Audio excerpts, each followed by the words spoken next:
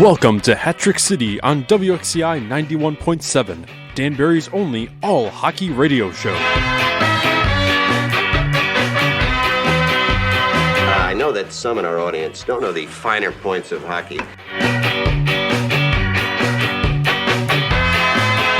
You want me to dummy you again? Hat tricks, baby! Woo-hoo! Abdella over the middle. Hands off for Pamaleon. Abdella goes in. Abdella, shot, save made. Rebound, sit, shot, score!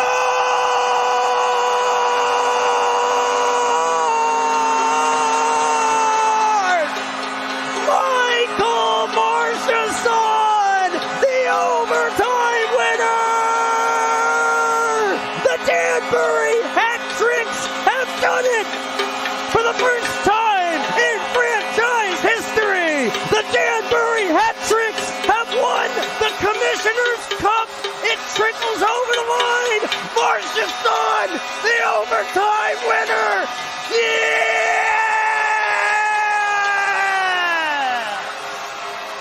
And just like that, the Hat-Tricks were champions. And what a way to wrap up a season. We're here in the WXCI studios. This is DJ Patty Cake, DJ Uncle Matt. On our championship episode, we got a loaded one, folks. We're kind of just cooling down from the season, still a little bit, not all the way cooled down. We're still enjoying the throes of victory. But Matt, what have you been up to since that awesome day? Well, it's first off, it's incredible to watch from soup to nuts. Kind of like how it organization just steps up to the plate and resumes hockey in a building that was vacant. And as Billy McCreary talks about all the time, they struggled in that first season right out of the gate. And he always says we got our first franchise win against the Carolina Thunderbirds. So it was really humbling to be there to witness, the culmination, the fruition of an idea or a plan, and to watch the city, the people who care about Danbury and the people who care about the Hat Tricks. That was just an incredible couple of days right after that. Not just for, as I've said many times, not just for the players. That was an incredible couple of days for the people who really care about this team. And everybody's still feeling the glow, feeling the glow right off the cup itself, So it's been incredible for me to watch these guys, the storylines unfold. Through the last couple of years, I've been able to make a bunch of practices and many, many home games, probably missed less than 10 games at home since the franchise started. And I was able to make a bunch of bus trips the last 2 years, and I was with them pretty much all the way this season, second half of the season and in the playoffs. So it was great to see these guys reach the reward of all their work and all of their sacrifice.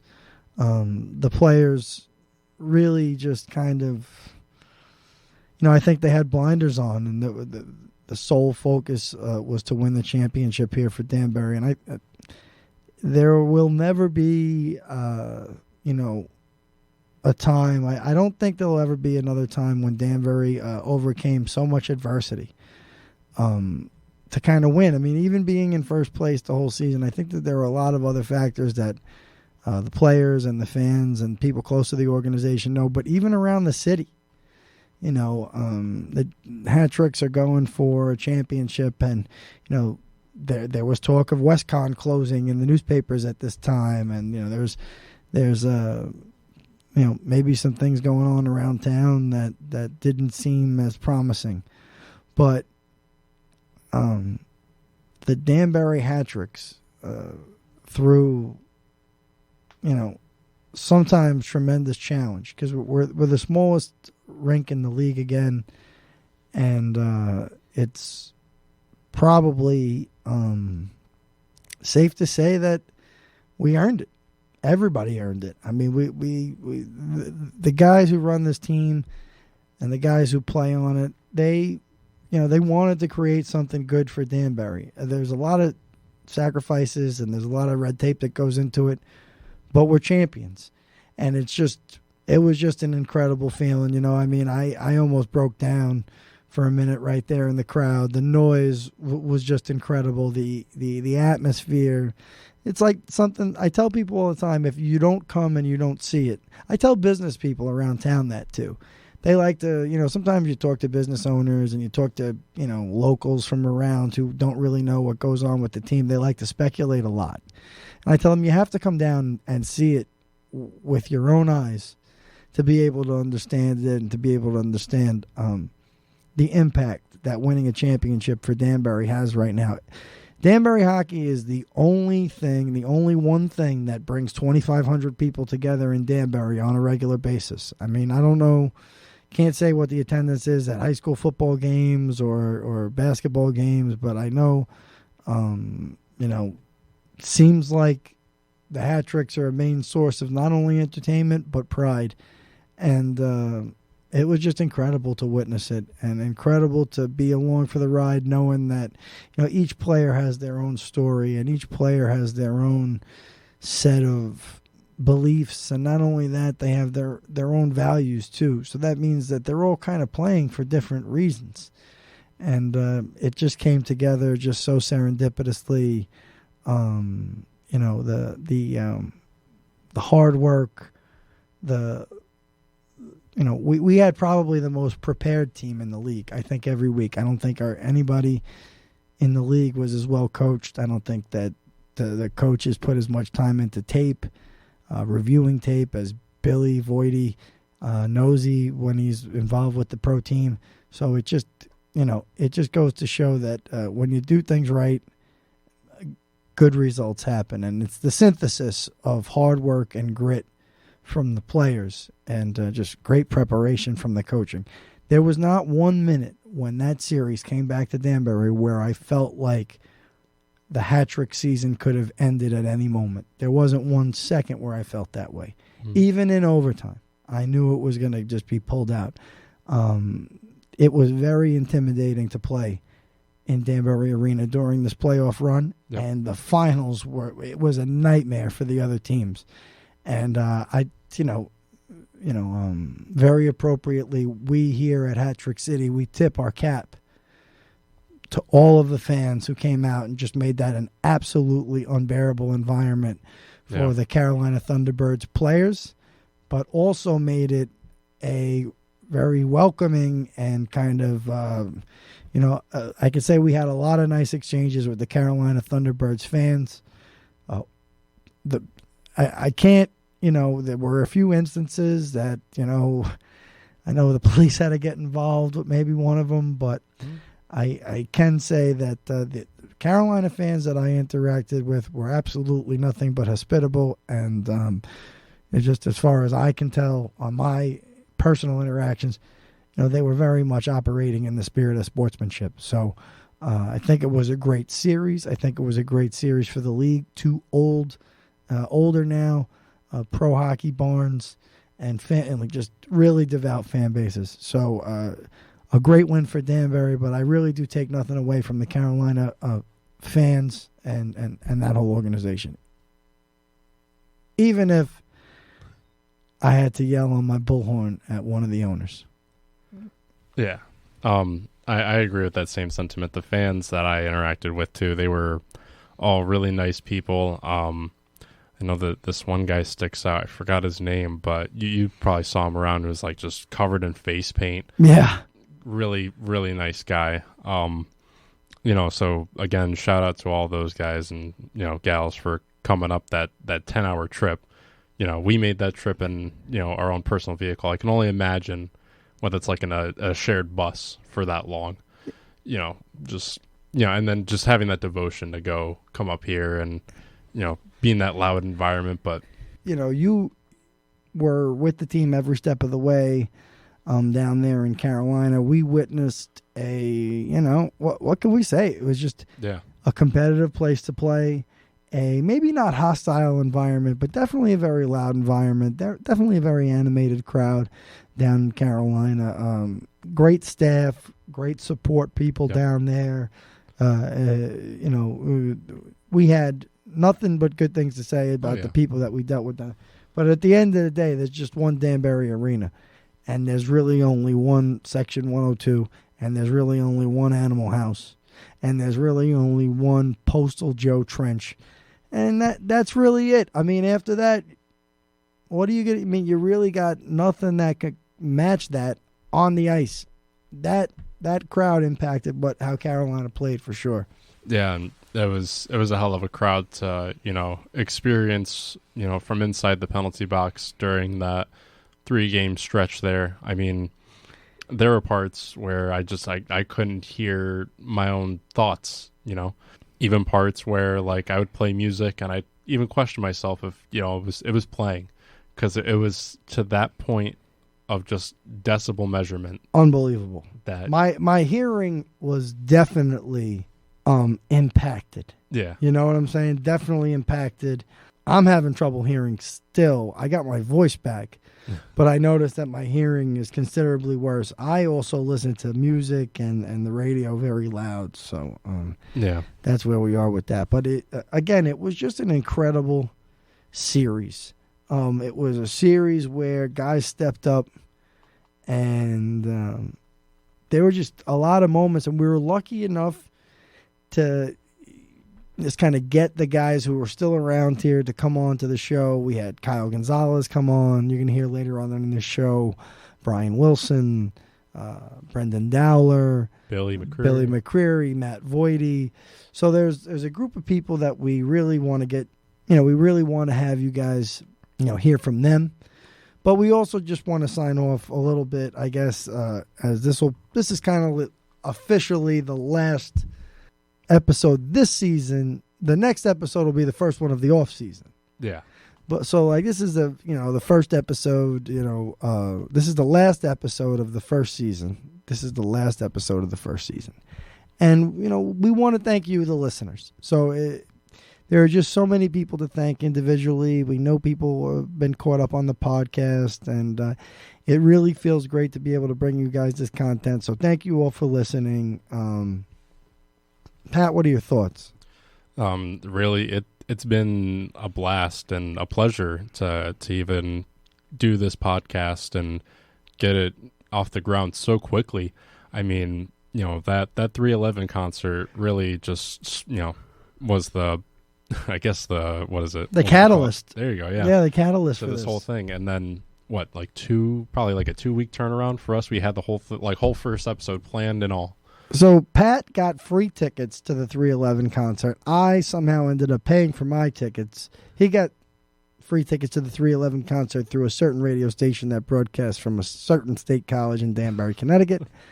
And what can I say? We met up in the parking lot, and to be honest, as some of you know, I've been working on a book, and I had thought that maybe starting a newsletter would be a good idea. But I think the truth was the podcast radio show, I think this really is just a little more accessible to people right now, and I think we're bringing more unique content than I possibly could have if it was a written show, because we're really focusing on bringing the players in, letting them talk. So I think we're doing more content this way. You were thinking of doing a podcast, and you couldn't really get it off the ground, or hadn't really, right?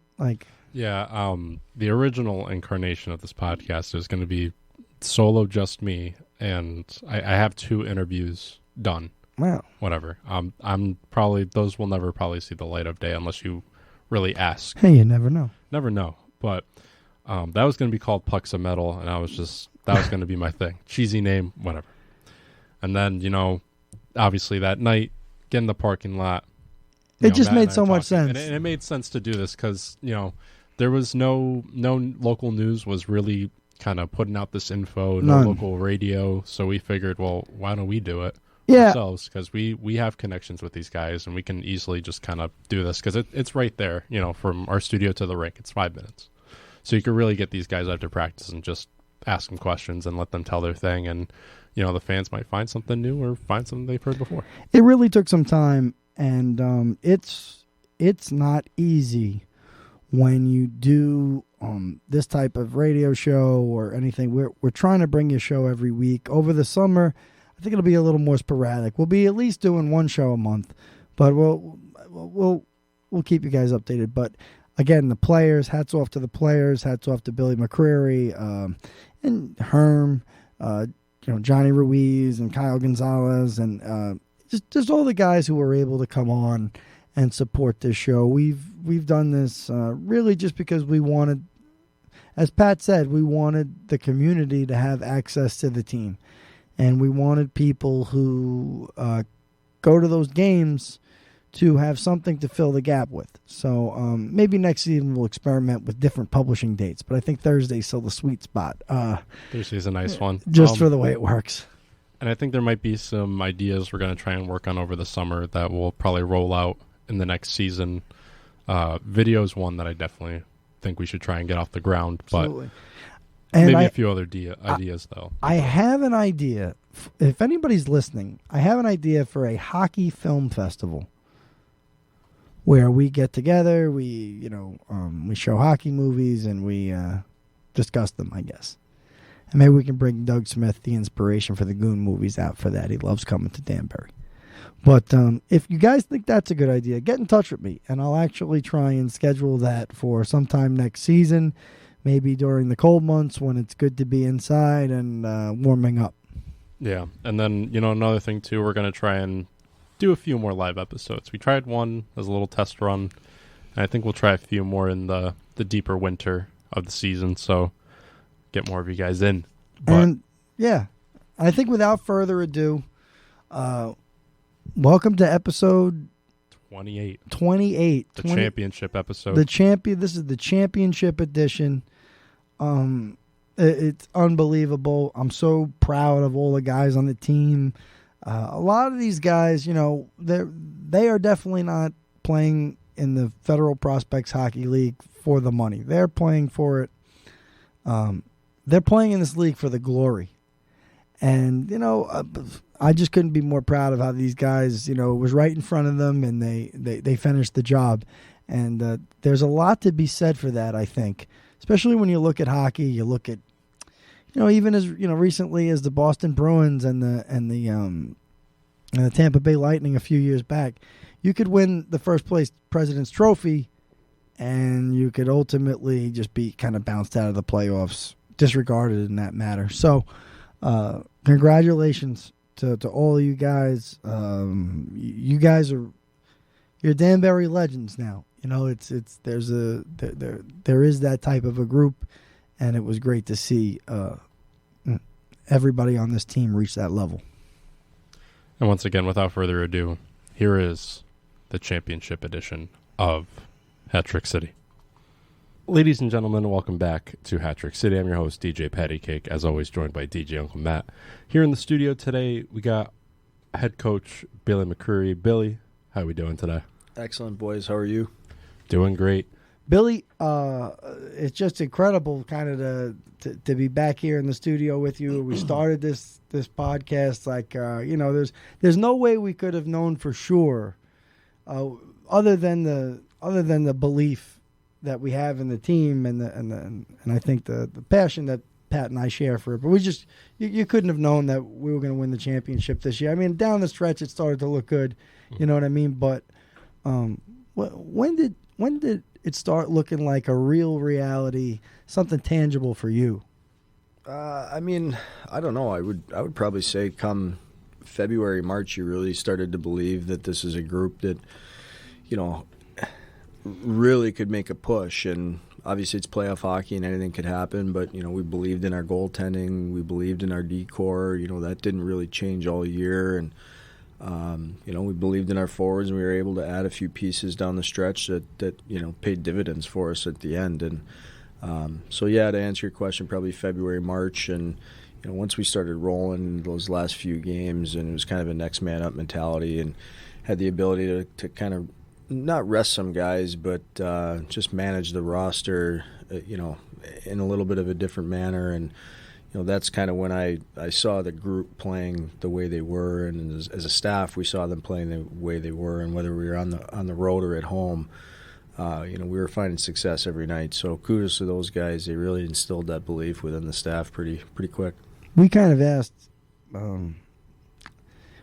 everybody who's come on so far about where were you in those couple of seconds, right, where the goal gets scored in overtime and Danbury wins the Commissioner's Cup. What was going on, like right where you were? What do you remember about that little sequence there?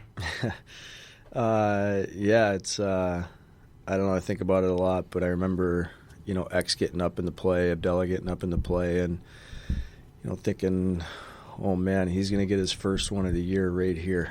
And he kept going. He put one to the cage, and I'm thinking, oh God, is it going to fall? And it didn't. And then Marchie came in and. Carolina kind of overskated their back check, and Marchie, big body, to his credit, he got to the right area at the right time, and was able to put 5-hole on their goaltender, which was a focus for us, and it was pretty amazing, and just remember kind of standing on the bench and seeing it and almost not believing it happened, and almost looking at the officials of. What are you going to do now? And then I just turned to the coaches and just hugged them. It was surreal. And then just after that, kind of getting on the ice with the team and then seeing some of the fans kind of trickle down, what was running through your mind then as you started to kind of come down from at least that point? I mean, that's what we work for all year, and we talk about family, we talk about our fan support all season, and for some of us, Johnny and Gordy and myself, Matt Voity, we've been here for 4 years grinding away at this. And, so when everybody got on the ice and you see Gordy with the cup and Johnny with the cup and, all the fans around us, it's just, it's family. Everybody was there together, and that's what it was all about. So, it was just this release of emotion. And in such a small building, and with the type of fans that we have, it was crazy. Just for me, there's just like a tremendous kind of sense of relief was my first thing. I was excited, but like my first instinct was like just to kind of get control of myself and be like, wow, these guys pulled through. I knew it was going to happen. Something we talked about with some other guests is, when we were down in Carolina, Pat and myself with you, we went down by 2 games. They took the first 2 games on their home ice, but not even for a second. Like, it just never felt, even when any of the time in between the games and then the actual games themselves, it just never felt like our season could have ended at any second. It just felt like we were in control right again. How much of the playing at home made a difference in the series? I mean, it's huge. If you look at what all the teams did down the stretch at home, I don't think anybody lost in the semis and the finals. And, it's a testament to the buildings and the fans in all markets. But, ours specifically, you guys were there. Carolina couldn't handle our energy, and that stemmed from the fans, and it became a focus during the series. It became a focus during the league meetings after the series, and it's tremendous, and it's a big reason that we're sitting here. So love the atmosphere, and obviously that's created by the fans that pour into that building. Yeah, and, I wanted to kind of get your take on, the noise from Game 3 just going forward, because I argue that Game 3 and Game 5 were kind of the loudest games. What was your kind of thought, like on the bench, like during medias, they'd be going, but you'd pretty much have to shout, right? Yeah, there was guys really couldn't hear me. It's funny talking to them after it's all said and done, and, they're like, Coach, during those timeouts you're talking, you got the board, and we saw what you're drawing, but we couldn't hear a thing that you were saying. And I was just screaming as loud as I could, and I was really picking words that I thought were very important to shout. And, they see, you could have used a megaphone. I probably could have, yeah. So it's funny, when guys say it's a disadvantage, for the road team. I'm sure in a lot of ways it is, but in a lot of ways, I want to be able to speak to my guys too, and that wasn't able to happen. So you have to find ways to adapt and adjust, and find ways to have success. Again, it's definitely loud in our building, but just something that I keep bringing up is everywhere we played. I was on the bench in Binghamton and in Carolina, but both of those places. Fans had bullhorns. Fans had air horns for sure. So there's no limit when you allow one into a building like that, there's no limit you could put on it. No, for sure. And, listen, they don't own their buildings, so there's a little bit more, restrictions within the building, I'm sure. But, we're lucky to have the environment that we have, and I thought we created a really special environment. And like I've said it before, if you don't want to play in that type of environment in a Game 5 overtime scenario, take your skates off. How does the atmosphere you don't have to kind of choose one, but how does the atmosphere compare to when you were in Huntsville and you won a championship as a player? Like, what's that building like on a championship game night? Oh, I mean, that place is absolutely electric. It's a little different. Is it much bigger than here? Yeah, I mean, I think there was 7,500 at our game when we won it down there, and they didn't allow the fans on the ice, so you're just kind of enjoying the moment with the team and the front office and the ownership, and and that has its own special type of feel to it. But you didn't get that to share that with the fans on the ice. We actually spilled that into the parking lot, and there was a pond outside of outside of the VBC, and the players in the cup. We all went into the pond with the fans. We were in full gear, skates and everything. It was another special moment, and definitely one to remember. It was something to watch. You guys definitely had a lot of time together. There was some conversations going on in the locker room. Some of that has now been broadcast on YouTube and stuff like that. But what was that moment like when all the fans came down for you? There were just so many people that were so happy for you. I didn't even realize it happened, to be honest with you. I just kind of remember being in the moment and enjoying it with the guys, and trying to find Isla as quick as I could in my family, and then all of a sudden it was like once I had Isla, I felt like the whole stadium was on the ice, and it was just surreal. It was awesome to see everybody out there and just kind of flood the ice and enjoy the moment together. I think that's what made it so special. It wasn't like this over the top Disneyland type of a thing that you see in the major sports. It was just the team and the fans kind of enjoying this shared moment of victory. It's a great victory for Danbury, but it's also probably a really important victory for you, Billy. You know what I mean? How does it feel, to now be a champion, have that type of thing as a coach? How does it feel for you to have your dad there? Your grandpa missed this by like 2 years, really, 3 years maybe. So, what? How did it feel that just be surrounded by family in that moment? Yeah, I mean, to me, like, the game is the most beautiful thing in the world. Sorry. Yeah. And to me, the game and family, to me, are intertwined. They're one and the same. And,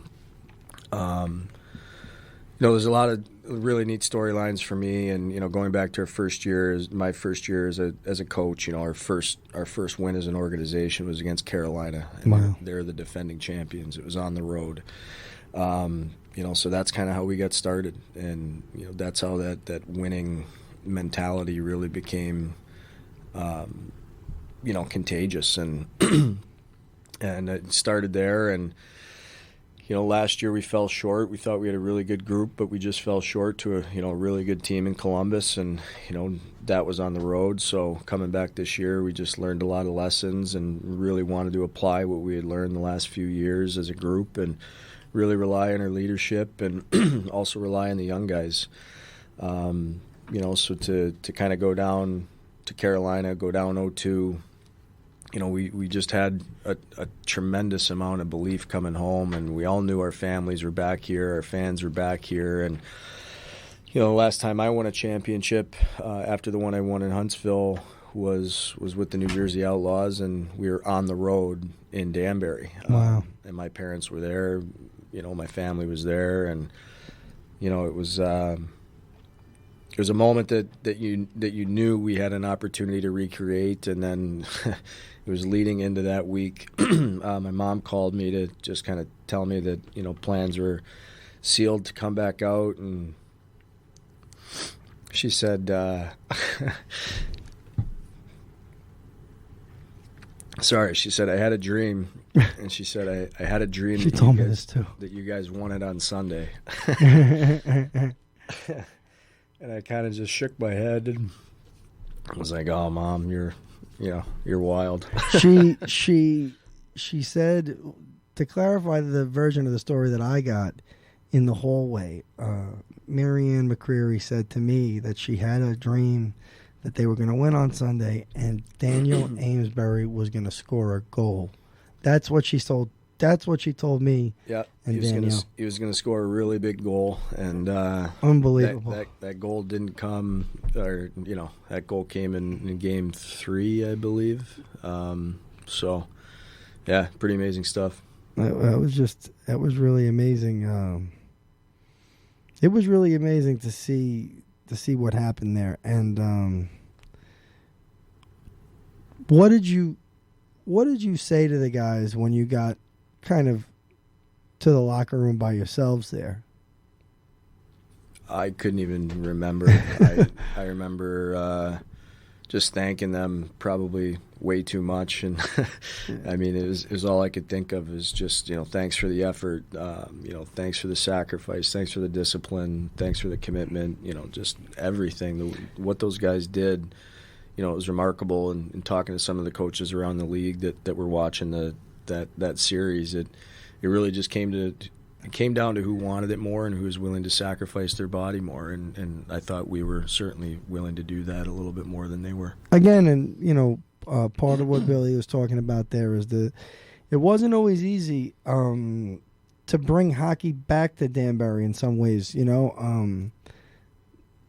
This group kind of took over the arena, and then there was kind of a dash to opening night in the FHL, and there were struggles early on, and quite frankly, the team got hot, and then COVID killed the season, and it killed the entire season for Danbury after that. And again, it was at the start of last season, so that would have been the fall of 2021. I mean, it was basically like starting all over again, because you'd gotten the sample size of the hat tricks, then you had a year and basically a quarter of the season lost, maybe a little more than that. For you, what were the darkest times of the whole hat tricks experience? I think when we signed Brian Wilson. Yeah. No, I mean, he doesn't eat olives or pickles.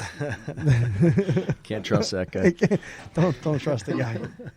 No, I mean, there's not many dark moments in our history, but I think you really touched on them. That first year was a really special group that we built, and I think we started 0-5, and then beat Carolina there on the road, and so for me as a new coach, trying to make sure you prove your worth, going 0-5 certainly doesn't sit well with you, and so that was a tough time for us, and or maybe not for us, but more me specifically, that we were able to work through and get through and turn the tides a little bit, and then obviously having to have that conversation with the players, just short of going into playoffs. I don't think anybody knows this, but we were going to sign Colton Orr to play on Friday night, when we got shut down. So when COVID shut us down, we had Colton's jersey and everything ready to go. It was going to be a fun night in Danbury, and I think we were a week or two away from playoffs, and we got the call from the league, and to meet with the guys and have to give them that unfortunate news was just it was heart-wrenching. I wonder when the season would have ended that year, because I think the shutdown was around March 12th for you guys, and if I'm correct, March 12th or 14th was I could be totally wrong, of 2020. I wonder when the season would have ended, because that was a special team on a run. Phil Bronner, Nick Levesque, these guys that Carter Shinkarik. Carter Shinkarik was in the middle of a great season in this league, really effective player. Dylan Kelly, Tom McGuckin in the pipes. Yes. A lot of guys, a lot of faces that have kind of a young Johnny Ruiz. Jonathan Ruiz. The 13th was the Friday. The 12th was the Thursday, and the 14th. So, yeah, because they shut it down the day before the game. So it had to be like the 12th. Yeah, so I just remember it being pretty close to game time, or the day before, and it was to have that conversation with the boys was tough. And then even the following year, we worked so hard to get the group together and recruit another championship team. And although they played a little bit of the Federal League played a little bit of a hybrid season with only a few teams that year, we really did everything we could to put our best effort, into putting a product on the ice. And I think we had the guys in a training camp, for a month. And I got to tell you, that roster was, in my opinion, even stronger than the one, the year before. And we obviously didn't get to see it ever, but the guys were there for a month, and then to have that conversation with them again, where we're not going to have hockey here in Danbury for this season. It was obviously another gut-wrenching conversation to have with the boys. But after those two things, once hockey got back and COVID really kind of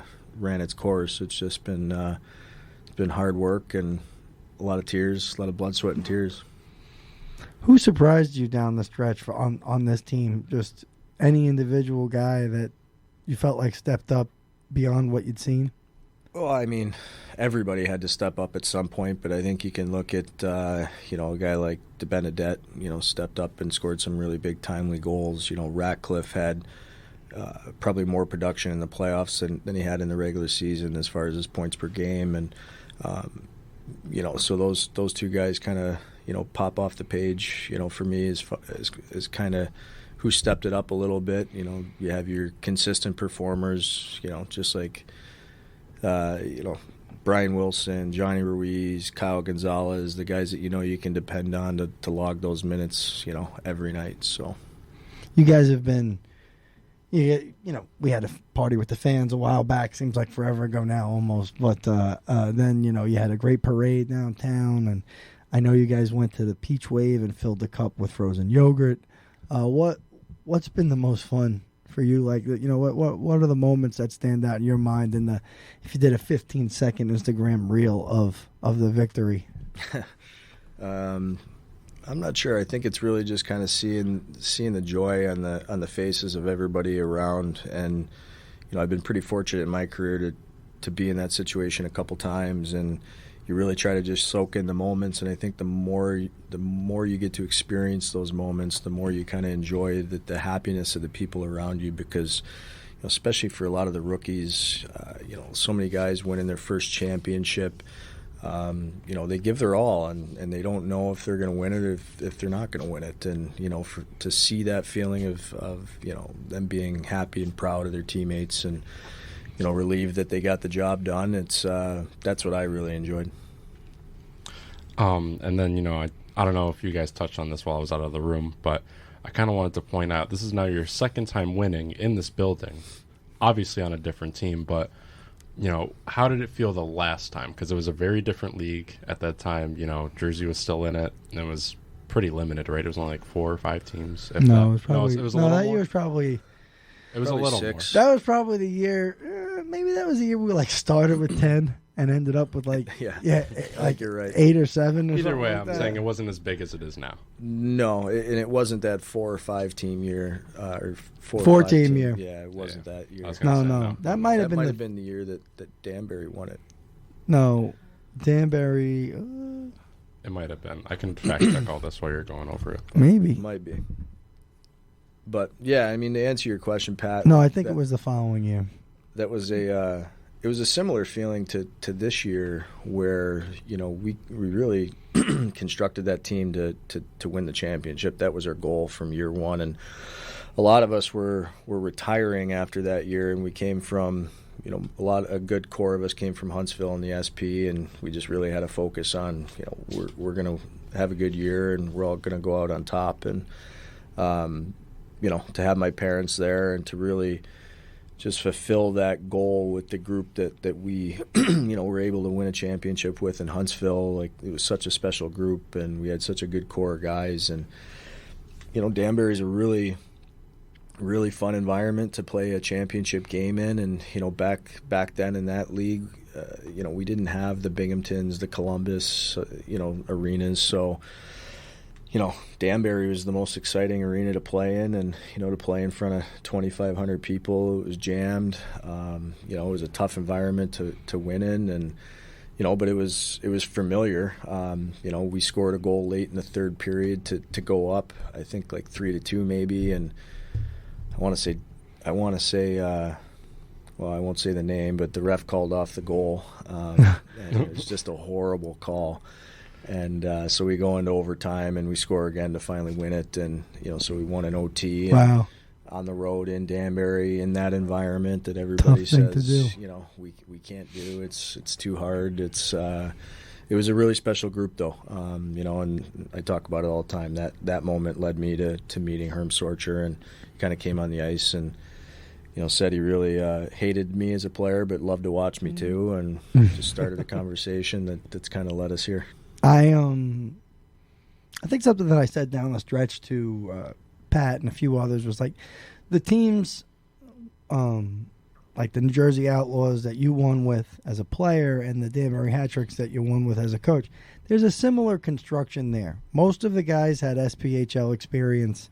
They were guys most of the guys were on the way down, right? Like most of those guys were kind of wrapping up. Veteran guys that had but I think that the biggest similarity is that I think we only had one guy who was considered a veteran in this league that didn't have any games in the SPHL. It's Gordy Bunnell.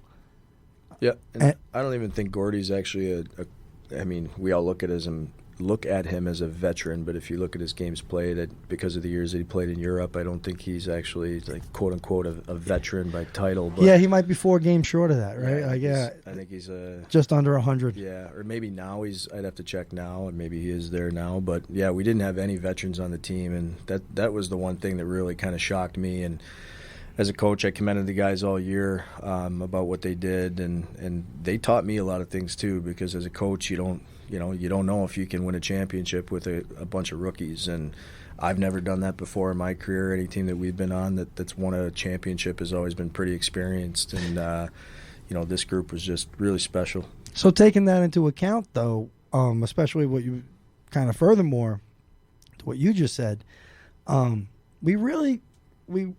even the guys that we had that were young guys or rookies, semi-young kind of guys, most of them had SPHL experience. Yeah. Most of our guys have been at that level. Other than the rookies, the straight-up rookies. But even some of those guys, like, Marchesang had a taste early in Huntsville. Yeah. That's how we kind of originally got our paws on him. And, like you said, most everybody went to a camp. Yes. Yeah. Most everybody at least went to a camp. So I guess that just goes to show the quality of guys we're bringing in, the level that we're constructed at. Why don't you take the fans before we let you go through what happens now, just in the, what's your frame of mind as you go into the recruiting process of different guys and looking towards next season? I mean, we don't really change much here, so it's just kind of keep pounding the rock, keep going. It's just continue to recruit good people, identify guys that want to play at higher levels, that aspire to be better. On and off the ice, guys that want to come in and be a part of a community, guys that come in and just know how to work and be good teammates. And, we've stuck to that recipe from day one, and it was a grind through those first 5 games. But after that, we've really been able to kind of turn the tides and really do something special here. So, we're just going to continue to find those people that come in and continue to raise the bar and hit the standards that we have here. As we let you sign off, a lot of the fans know you or Facebook friends with you one way or another, or see you around the arena and talk. But some of those fans that might not have a kind of one-on-one relationship with you or dialogue with you, what do you want to say? Oh, I mean, just thank you for everything that you do for us, for our family, for our city, for our arena, for our team. I mean, it's it's amazing to see the passion, for hockey in Danbury. And, we try to play the game the way that represents our city, represents our fan base, and we really believe in that game. We believe in our fan base. So thank you for being a part of a really special season, and thank you for being a part of a family, and we can't wait to do this again next year. Billy McCreary, ladies and gentlemen, now FPHL Commissioner's Cup champion as a coach. He'll be opening up for ZZ Top all summer. Thanks, boys. Thanks. Ladies and gentlemen, welcome back to Hat-Trick City. I'm your host, DJ Patty Cake, as always, joined by DJ Uncle Matt here in the studio. Today we got one of the loudest and most proudest fans in the Danbury fandom, the one and only Postal Joe. In all of hockey. Yeah, in all of hockey, really. Postal Joe, how we doing today? Oh, doing great. Still on cloud nine. I hope I never lose this feeling of winning this championship. It's been such a ride, from the start of the playoffs in Elmira, and then to roll right, come in here down 0-2 and fight back and win this thing. It's just an incredible feeling. And fight back is what Joe said. Yeah. You're absolutely right. Joe Trench feeling the euphoria right now. He came in here, he's banging on the table.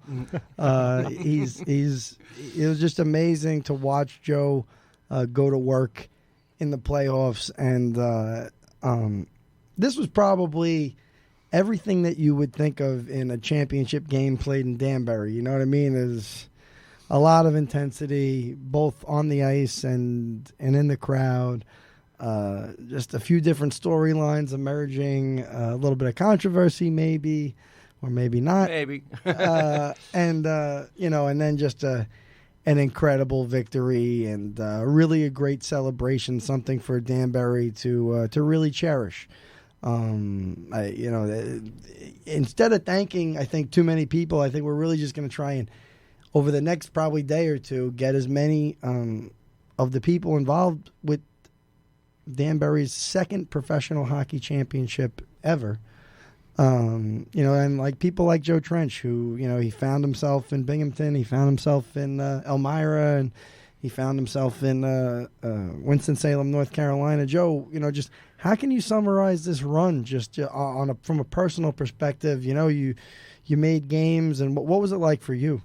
It's so much fun. Even down in Carolina, we got thumped down there, and I still had a fun time. Not obviously, I wanted to go down there and see us win, but nonetheless, they knew we were there. I'll put it that way, and we had a great time. Yeah, I think despite a lot of the maybe back and forth and a little bit of banter online, I thought everybody in Carolina was really cool. Absolutely. Fan-wise, and, I really can't I can't say we had the same experience in other places, especially in our own division.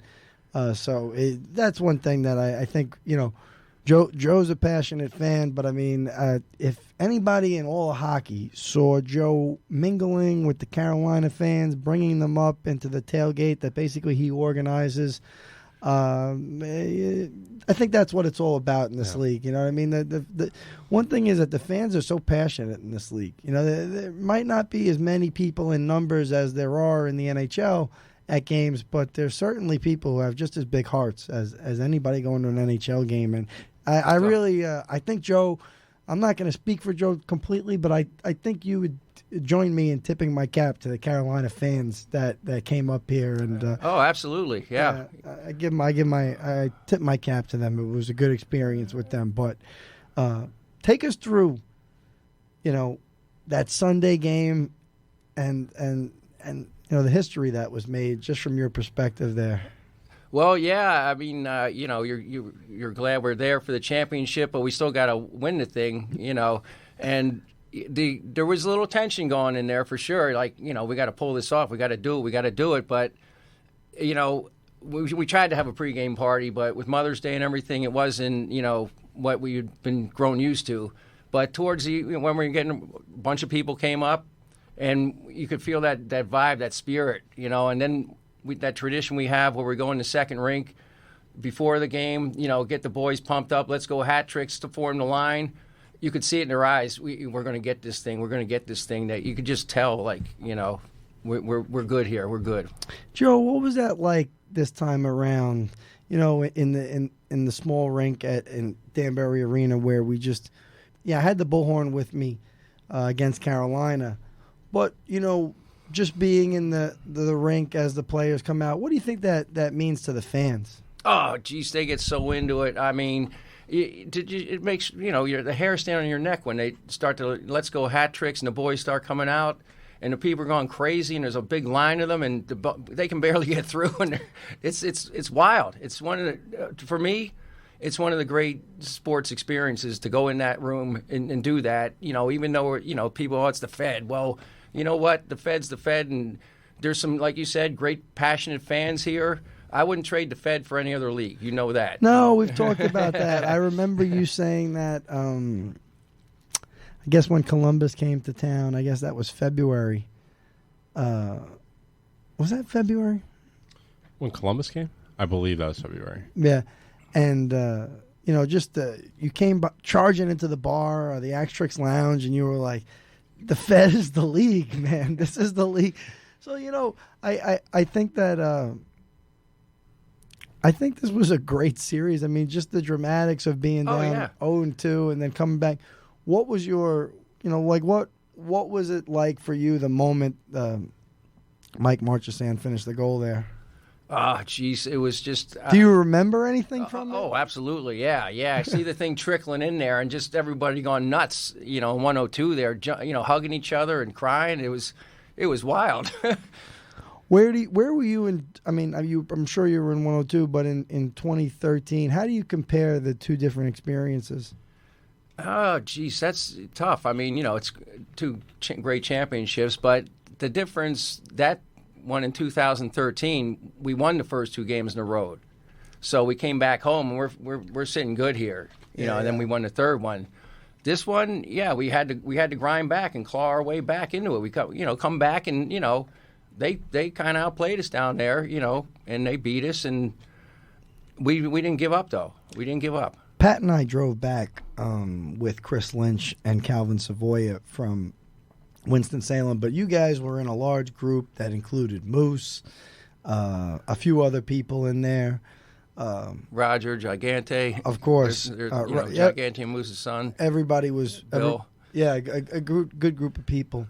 7 guys in a minivan with a weight limit of like 1,350, and we're pushing like 700 Roger was pounds. with you, right? Yeah. So... What was the vibe among you guys on the ride back from Winston-Salem? What was just the vibe among the fans? Well, yeah, I mean, again, we had a good time down there still, and we still felt confident about it, because we knew they had to come up here and beat us in our barn, which is a tough thing to do. So, yeah, you had your fun down there. You're a good host and everything. But, and who knows what kind of host they would have been if we won 2 games down there. But that's, whatever.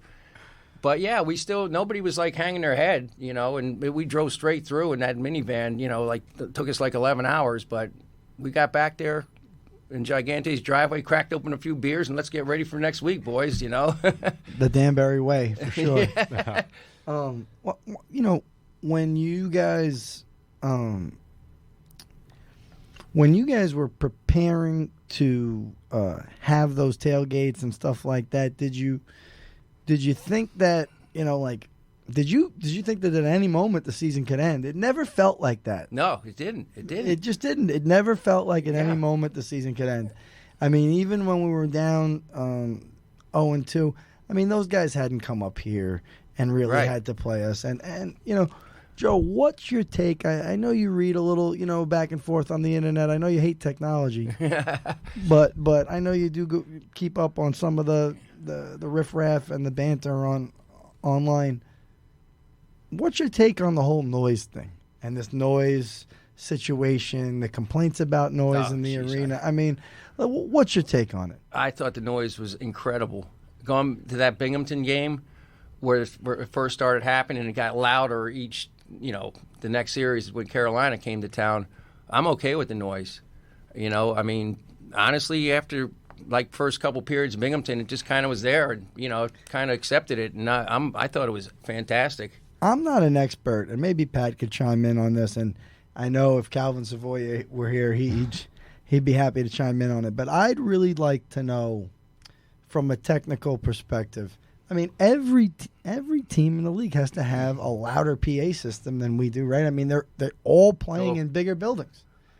You know what I'm saying? Like technically speaking, all those places are probably louder. Columbus has a loud one for sure. Everybody's just being loud in a small building. I think that's what's really happening. If you got 2,500 people on top of you screaming, that's way more than 5,000 that are spread out among 3 levels of the building. It's just, it's the impression that people get when they come into the arena. It works to our advantage all the time in these hockey games. And, I didn't think it was fair that, we're getting rumblings that, I didn't think it was fair that was something that people started to question. Listen, in Binghamton, they were blasting air horns when their own team had the puck, when their own team was crossing the red line. So, at the end of the day, I really don't think that we. I don't think that we gained a huge advantage. But. Oh, it definitely helped, though, I think. 100%. The boys loved it. And I don't think that we gained, any illegal advantage, is what I'm trying to say. No, absolutely not. Right, so it's like, is it an advantage that our fans are loud? 100%. But was it some type of illegal advantage? No way, dude. You know what I mean? We're the minor league hockey, and we're not supposed to be as loud as we can be when we're going for a championship. It just sounded like it. What's up? Pause it. Why don't you let Voity in? Yeah, it really occurred to me that it would be good to get a list of upcoming cello recitals for some of these fans. Well, you know what I mean? You got to be quiet at the cello recital. So it's like library events or something. I've got to honestly say, and this will really be one of the last things I say about it. I honestly didn't care about what any of these fans had to say about noise until I saw the Carolina fan. And like I said, everybody with Carolina was cool. But the Carolina fan goes on one of the message boards and is like, "Oh, Danbury Arena, let's bring our horns and blow their ears out." Somebody, you had the nerve to write that online. Of course, I'm gonna have to go get something. You know what I mean? Of course, I'm gonna go have to get a bullhorn now. They challenged the hat tricks, right? They stick down, gloves off. And it just wasn't right, So listen, at the end of the day, there was definitely no illegal advantage gained here. Yeah. That's just the way the ball, rolls, guy. And if you really think about it, I think it was more of a thing of jealousy because 100%. They had noisemakers in their barn too. Yeah. It was all cowbells, mind you, but at the same time, I think they were mad that we upped the ante. Yeah, they were loud down there. They were loud. They were very loud with those cowbells. I mean, we just went 5 steps further with bullhorns, snare drums, this dude yelling, boat horns, sirens. Listen, I still don't think like that. No, and think about it all the time. So it's think about it all the time. All these athletes, they'll tell you they don't hear anything out on the ice. They'll tell you they don't hear it, right? Mm-hmm. So all of a sudden you're hearing things. Come on, bro. You're not hearing nothing. If that's it, what I'm saying is you're not really distracted by this. It's. Maybe it is, maybe it isn't, but I don't think it was illegally gained in any way. No way, dude. All these places have annoying music and other things that they do to try and distract the other team. Half of the rinks in this league have the shortest away team benches that fit nothing on them and everything. It's just it's just old school. Yeah. It's old time hockey stuff. And they were complaining about when during the timeouts us screaming and making noise at the bench there. Oh, blah blah blah. And they even tried to put some tape in the cracks in the glass there. I saw that. Yeah, that's I saw work. that. I was like, they're going to rip that off. That's a challenge right there. I mean, again, you have. I just think you have to be prepared. In some of these arenas in Europe, they light fires right in the rink. Fire in a barrel right in the rink. I mean, at the end of the day, I just think that this makes this the different experience, especially coming to Danbury Arena. This is just a different experience. We say this all the time. This is independent professional sports. It's community based. It's local. We got local guys scoring goals that send us to the finals and stuff like that. Guys who grew up watching hockey. I think it's just a little bit different from the kind of commercialized minor league sports that people expect in other places.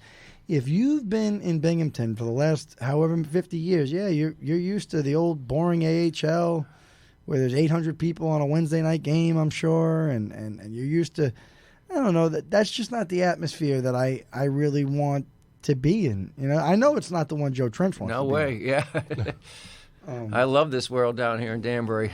and that's, to be real, I have a good time we go to Binghamton. I have a good time. I had fun up there, yeah. I have a good time we went to Carolina. It was real. And even in Elmira, fans, nice. Oh, jeez. Guys in the pizzeria, very friendly. Might not be the most, wild town or anything, but it's a good little market. I hope they get their arena situation fixed, or whatever. It sounds like they're going to have hockey there no matter what next year. Yeah. So that was a good thing to hear. Joe, but before we let you go, why don't you just, tell us what you think this championship means to you, man? To me? Oh, gosh. Those 3 nights against Carolina up here, 3 of the wildest nights of my life. And I've had some wild times in my life. But that's coming from Joe Trench. Right towards the top there. I mean, just all the, like you said, chaos in the stands, chaos on the ice. Yeah. And then it comes down to an overtime winning championship goal. It leaves me speechless, really. Unbelievable. Yeah. And all the going through the season, you show up there. I'm there in September, seeing the guys come in, and you hope like, oh, these guys can put it together. You never know what's going to happen with the Fed call-ups, injuries, whatever. And to be the last guy standing and take it, it's unbelievable. You're always the last guy standing, Joe. No, I mean guys. No, but I know, but you are the last guy standing too. You're usually the last guy standing. I was with you. We happened to, I don't even remember what night that was, man. Oh, that was the Tuesday night after the party at the arena.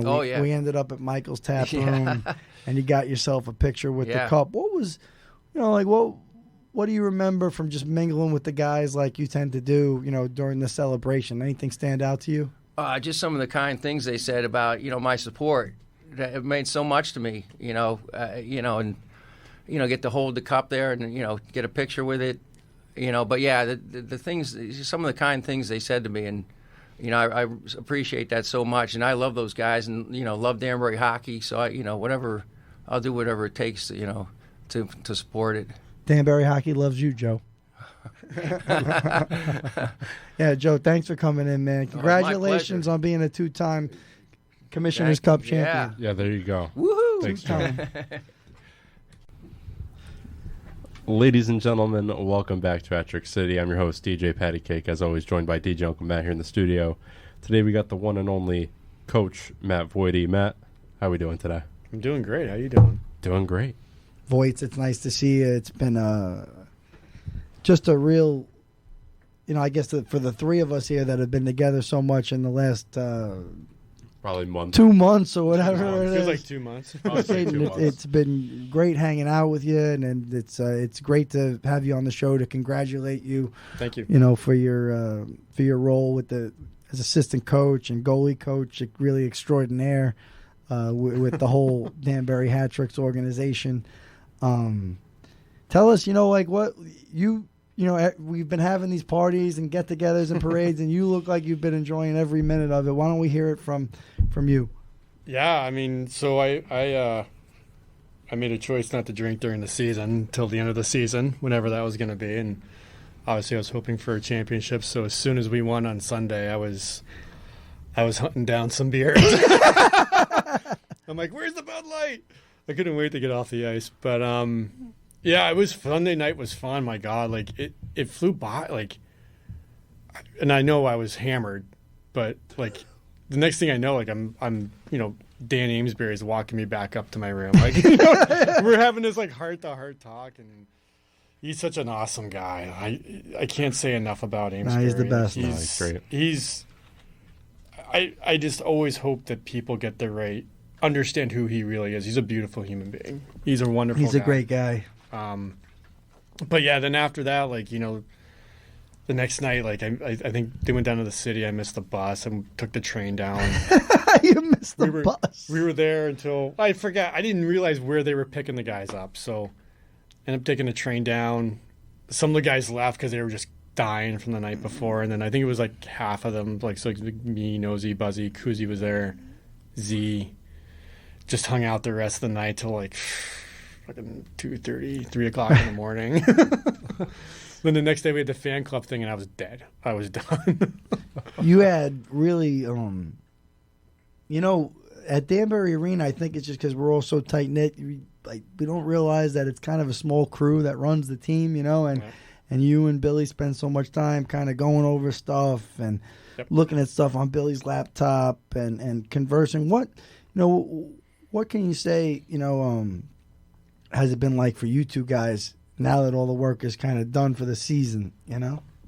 Well, I mean, geez. Like, it's definitely a relief, you know, because, I mean, you see these games and you see how many, you know, landmines there are, whether it's the reffing, whether it's the ice, whether it's the travel, whether it's, you know, any number of other things. And there's only so much you can prepare for. And you don't realize sometimes how much you're in it until it's over and that relief is off. And, you know, the one thing about our organization, though, is, I mean, look, this weekend we got a NA pre-draft camp, so we're kind of right back at it. I mean, after that, then we've got some time off. But so one thing I wanted to ask you was, because we're really, we haven't had anybody really from the team, like kind of an insider that could come on, and, you know, since we're just starting here. But what can you say about those two games in Carolina? What did you see? God, you know, I haven't thought too much about it lately, but to me it was, I think some guys may have been overthinking it. I think some guys may have been trying to do something that wasn't them. Because we were very uncharacteristic. Like, you look at the film, you look at the video, and it's like, why are we going over this again? Like, it was like a different team. Yeah. Exactly. And I think some of that was pressure. I think some of that was, you know, I mean, look at our pattern. Like, we had to adjust to Bingo. You know, I think we had to adjust to Carolina. They were a different team than Binghamton. Unfortunately, it took 2 games to do that. Yeah. But, you know, I knew coming back, like, and I know I said this when Herm asked me, like, if when did I know we were going to win? Like, I didn't really doubt it. Like, I knew when we got back to Danbury, we weren't going to play that way. Like, this team wasn't going to play that way 3 games in a row, no matter what rink we're playing in. Something me and Pat have already said is that it just never felt like that the season could end for us at any minute. Like, once we got back on home ice, it just never felt that we were in danger or we were on the line. It just felt like we were kind of full steam ahead. And the boys knew it too, which was interesting. Like, I definitely noticed that. Like there's one thing for, like, when you feel it or he feels it, or, like, you know, me and Billy feel it. But when you walk in the room and the boys feel it and you know they feel it, it's like, whoa, you know, that's rare. Like, that was probably the most special, for me, one of the more special parts of it. When I walked in that room on Friday and I knew that they knew, you know, like, it's, you can't beat that. What did Billy say to the guys? Like, because I was with you guys the weekend before, but I, you know, wasn't with you at home. Well, what did Billy say to the guys going into Friday? You know, it wasn't anything too crazy. Like, I mean, the lead up to it was, you know, we were just businesslike, but we weren't tight during the week. It wasn't like, you know, we gotta. It was, look, this is the things we need to address, and this is what we're going to work on. But, you know, we're good. We're in a good place. We're going to be fine. We're on home ice. We got it. How did you look at things from a goaltending perspective? I thought Willie was fine Friday, Saturday. I don't think we helped him. I think, you know, was it his A-plus game? No, it wasn't. You know, he's not totally absolved, but I think there were other things going on, and you know, with the 3-3, like we had talks about, maybe putting Frankie in, and I would have had no problem with that. But it's tough when you got the goalie of the year on your team, and you don't want to put him on the bench in an elimination game. Like that's just not a good idea. I never once doubted Willie. I knew he would come back. I knew he would bounce back. And to be honest with you, I thought in the 3 games in Danbury, the last one was his best. Yeah, you could probably say that. Yep. I think that they outshot us too in that game. They did, so. And in overtime, considerably, right? In overtime, I just remember clearly he made a couple saves through traffic where I was just like, "Oh my god!" I'm like, "We need to score right now!" Like the last couple of months, obviously since kind of dedicating yourself more full time to the Federal League team. What can you say about the goaltending kind of league wide, and some of the goaltending we face in the playoffs, I would say every team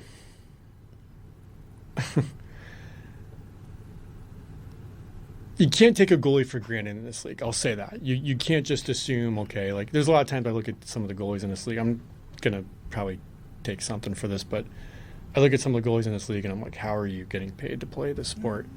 But then you get into a game and like they're competitors too, and they're going to bring it, and you can't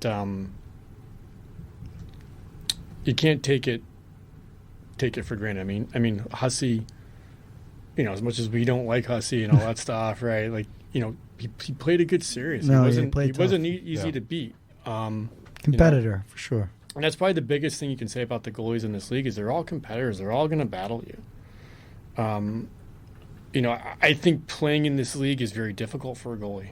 I think the grind, number one. I think the types of shots and the types of chances that you see are not easy to stop. There's a lot of gray sometimes to what you're doing, or to what you're seeing.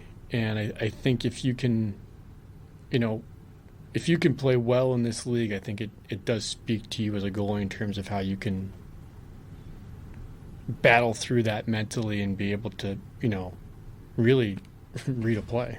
Can you take us through the overtime period on Sunday, what you remember about it? Oh, God.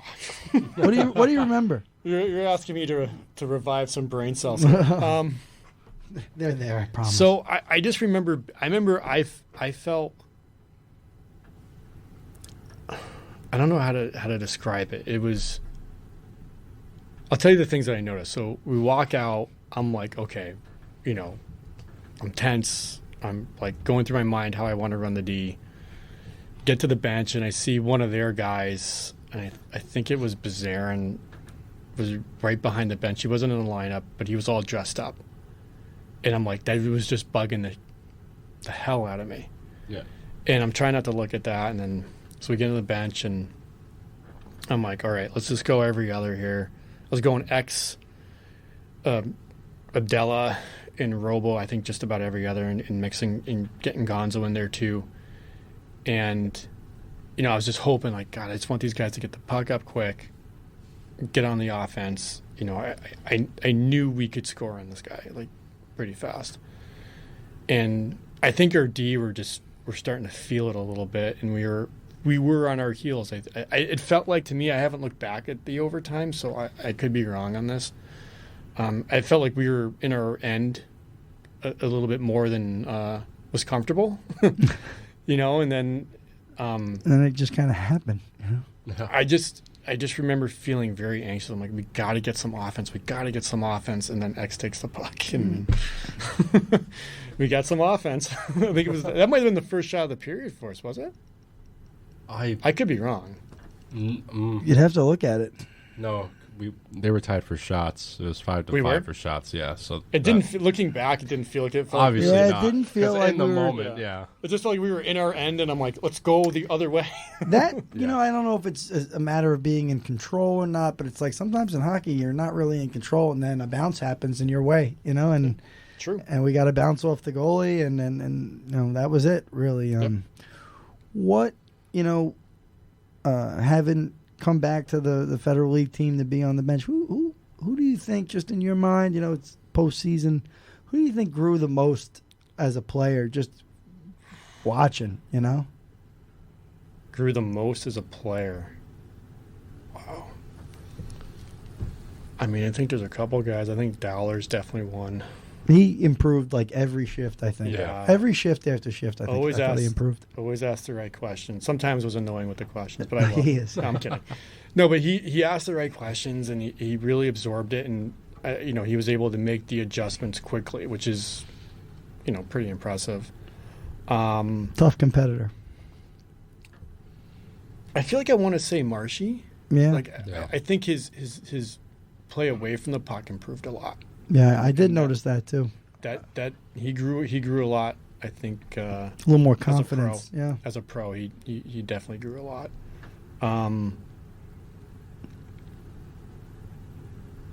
Definitely Benny grew into his role. I think coming in he was behind the 8 ball a bit, but he grew into it, and he did some really good things in that third line center position. I'm trying to make sure I don't leave anybody. Everybody did good. Yeah, I know everyone did, but there's a lot. I mean, you can say that about Falanga. Falanga, I think, got a lot better as the season went on. I think I could say Ratty, but I always felt, and I said this early, when Ratty goes, he's going to go. Yeah. And that's exactly what happened. He just got to find a feel and get into a rhythm. But there's definitely quite a number of guys I think you could say that about. Yeah.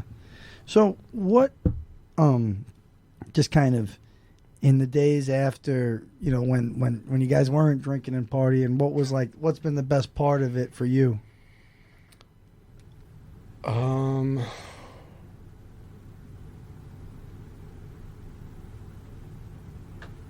I think for me, just feeling that we accomplished something that we set out to do from day one, and we were able to do it. Obviously we wanted to do it with that group from year one with Bronner and Levesque and Addy and Brownie. Unfortunately Brownie was there and Addy was part of it. I made sure I called him on FaceTime drunk in the locker room. So he was a part of it. But I think having Johnny and Gordy there, and I think Billy and I were, Billy was there obviously before me. I came on March of 2019, but from game one, I think I said that at last Sunday. I mean, starting 0-5, and I think we were starting to get booed the third or fourth game that we lost, and I was starting to think oh my God, what's going on here? Yeah. It was definitely a great feeling of accomplishment to do it with a number of guys from that day one and that year one was special. Yeah, and just to see you guys do your thing on the bench, and then even on those bus rides home, just seeing you guys just pretty much while everyone's trying to rest up, just you and Billy looking at that screen going, this thing could have been done here. Now look how this guy moves, and just seeing that through the season was probably one of the best things, that not too many people really got to see. So, I mean, we had a lot of adventures on this bus trip this year. We had a few adventures. Well, Justin Verlander. We got Pete. We got Pete driving. Pete, yeah. Hammer down. Hammer down. We got to get stickers in the Hat Tricks colors that say "Hammer Down" and get it written over here. We got to get him on this show. Oh, you got to get Pete on. That'd be great. It might be a all over the place half hour for you. I begged him to come to the game, and he didn't. He wouldn't do it. He wouldn't do it. He's another day one. My God, he's been here since the beginning. Yeah. Oh yeah. Yeah, he says he worked for Jim Galante. He grew on me, man. The first bus ride I had, I was just what are you doing? Are you out of your mind? No, he's a good egg though. He'll do. He is. No, he's always down to help. He's very safe. He's out of his mind, but he's safe. Yeah, and he watches after that bus. It's his baby. He nurses it, literally. For real. He's got 2 babies. No, it's unbelievable. What do you think is your what? When do you guys think you're going to get your rings? Oh, I have no idea. I have no clue. I gotta get my size in. I'll be honest. I heard there's a tattoo. Are you going to get the tattoo? Yeah, it wasn't finished yet. I don't have a tattoo. Are you going to get one? I'm from the sketch that I saw. Yeah, I would get that one. That's great. Yeah. Why not? Oh, and then, I wanted to get your take on this too. We asked Joe about this. The noise makers, that whole situation. With the Carolina fans kind of complaining, after Game 3, like, oh, the noise, this shouldn't be allowed, bullhorns and whatnot, after coming from their barn, which had all these cowbells and whatnot. I mean,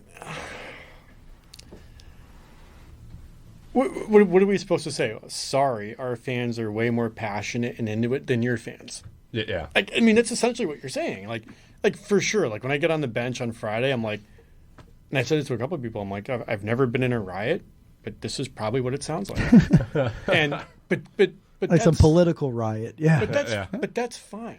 Like I think it was controlled chaos. Yeah, you pay your money. You were just blowing horns. You weren't punching people in the face. I don't think anyone threatened the players. No. You weren't. Happen. Nobody was hanging over the glass as far as I saw. No, I mean, yeah. I'm a little more focused on other things at that point, but. To me, it's like, why is this a conversation? If you don't like our building being that loud, or you hate it, go make your building loud. Yeah. But that's what you're saying. You're essentially saying to us, well, your fans would care way more, and they're way more into it, and screw you. Well, it's like childish. This will probably come up a couple of times on this particular episode. But yeah, like in Carolina, they had air horns. Yeah. Binghamton had air horns. Yeah. So Bingo's fans, we were just talking about that. They're hanging over the glass. Like, yeah. I think they poured beer on Billy one game. There's been inappropriate stuff that's happened around the league, and I guess I just don't know how often the powers that be in this league get into other arenas. Yeah. You know what I mean? How often do they? I don't know. I don't know. I've only seen Don Kiernan here once or twice in my whole life. And, I don't really know who else there is that represents for the league or goes around. I guess the other owners, I think they'd all want a building this loud if they really knew what they were doing. Again, there are some fans who just, didn't appreciate it. But I really think that there's a nice cello recital going on for those fans. It's not tennis match, It's not the ice capades. I mean, I get the fans not liking it. Of course, like if I'm I'm able to tune those things out more now as a coach. But if I'm a fan and I'm singing Carolina and people are screaming all around me, yeah, would I like it? No, but look, I'm in a Carolina building during a Carolina home game. Right. Like I have. It's just like the Rangers. You got to respect that. Like if I'm a Ranger fan and I used to go to the old Bruins and Whalers every game without fail. Third period, 5 minutes in, you see some beer go flying and someone's fist go flying. Like, it's going to happen. Right? I'm not saying fights should happen, but, like, you have to understand where you are. You're in an enemy's building with fans that are passionate and care, and you know it. It's not like people didn't know our fans were crazy. I think that's the product in this league. I think that right there is that's the product. That's not, with all due respect to these players, I happen to think the feeling that the fans get when all those elements are at play, that's the product. Mm-hmm. You can watch a hockey game anywhere. You can watch the NHL you can watch NHL playoff games, all of them for $10 a month on your phone right now. So it's just like people come to our games to catch that feeling, and it's almost good to kind of educate the fans a little bit. I grew up watching the movie Slapshot, and it just sounds crazy, but like what was kind of cool to me was how like the town in the movie is depicted as like rallying around the team, like the guys in the bar.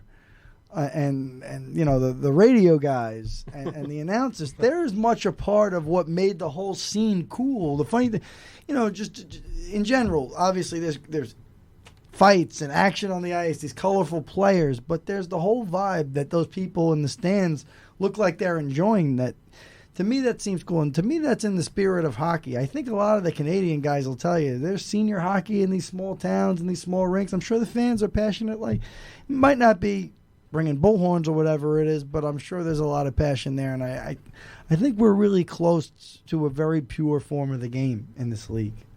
I agree with you. I mean, you know, we were talking with Joe Trench out here, and you brought up MLS, I think, you know, or you just brought it up when you went to those games. Like, I mean, I know this is not popular, but like, look, I mean, if people know there's going to be a fight, they're going to pay to come. Right. That's another thing. And if they know, if they meet a guy like Ames, or they meet a guy like Dowles, or a guy like Robo, it's like, oh, this guy's really nice and he's really cool. Like, you know, it's going to build that experience up even more. Like, where else can you get this experience? Like we talked about earlier, you're not going to get it anywhere else. And I think you're right about that. Like, I almost wanted towards the end of the season, I almost wanted like a Wednesday night game with Ames definitely in the lineup against somebody who might fight him, just to see, if that brings in 2,000 people. Because if you think about it, you know, I think there's probably a lot of reasons why attendance was affected over the years. I think a Wednesday night game is tough enough, but if you know that there's not going to be a fight and there's not going to be any action, if you could kind of predict that, you're going to stay home, I think. But if the unpredictable is guaranteed, like if you don't know what's going to happen, I think that you go. You know, you go to the game. So I agree. Like if people know Amesbury's in our lineup and it's the middle of January, you're not going to go. Like that, I gotta give. Like you, we already gave him some props. Amesbury's a ticket seller. He's a minor league ticket seller. He's a pro ticket seller, like boxers can be, like wrestlers can be, like other forms of entertainment can be. You bring the guy into town, he's going to sell tickets. Ames probably sold tickets in other leagues, in other buildings this season for sure. 100%. You know, for sure in bingo he did. For sure. And probably down south too. I don't even know if he got to go to some of those down south games, but he was probably spending a ton. Probably. You know what I mean? But like, it's unbelievable the penalty minutes he had this season. Again, it's that throwback form of hockey that I think we saw a lot more of this season. But still a market for it. Yeah, right here in Danbury. Exactly. Well, there was one thing that happened on my end that I technically was not responsible for, if you want to look at it that This is going to go down in history. It pretty much already has, and I don't think I'll be hearing the end of it anytime soon. Are you still in witness protection? I don't think so. Not anymore, as far as I know. But since everyone's went back, as far as I know. But he don't need witness protection. Yeah. He's got Jimmy Galante. Yeah. We got him. On my side. No. You know, at the end of game 4 there, you know, 5.4 seconds left on the clock. I press the button, it presses. The clock doesn't start. I don't realize this up until I hear people shouting, clock. I was like, what do you mean? I press the button and I look and I'm like, oh shit, that's frozen. So I start it up again, and then Carolina scores. Stopped, it's like 2 seconds even, right? And I'm trying to tell the refs, I pressed that button. Like, I'm telling, like, with all the emotion that I had in my body right there, I thought I was going to, like, lose my job. On spot. I was like, this is definitely, like, if we lose this game, I'm losing my job. Mm-hmm. Never going to be seen here again. Told them I'm pressing the button. Even, like, I had, like, some of the boys coming and being like, you know, what the fuck?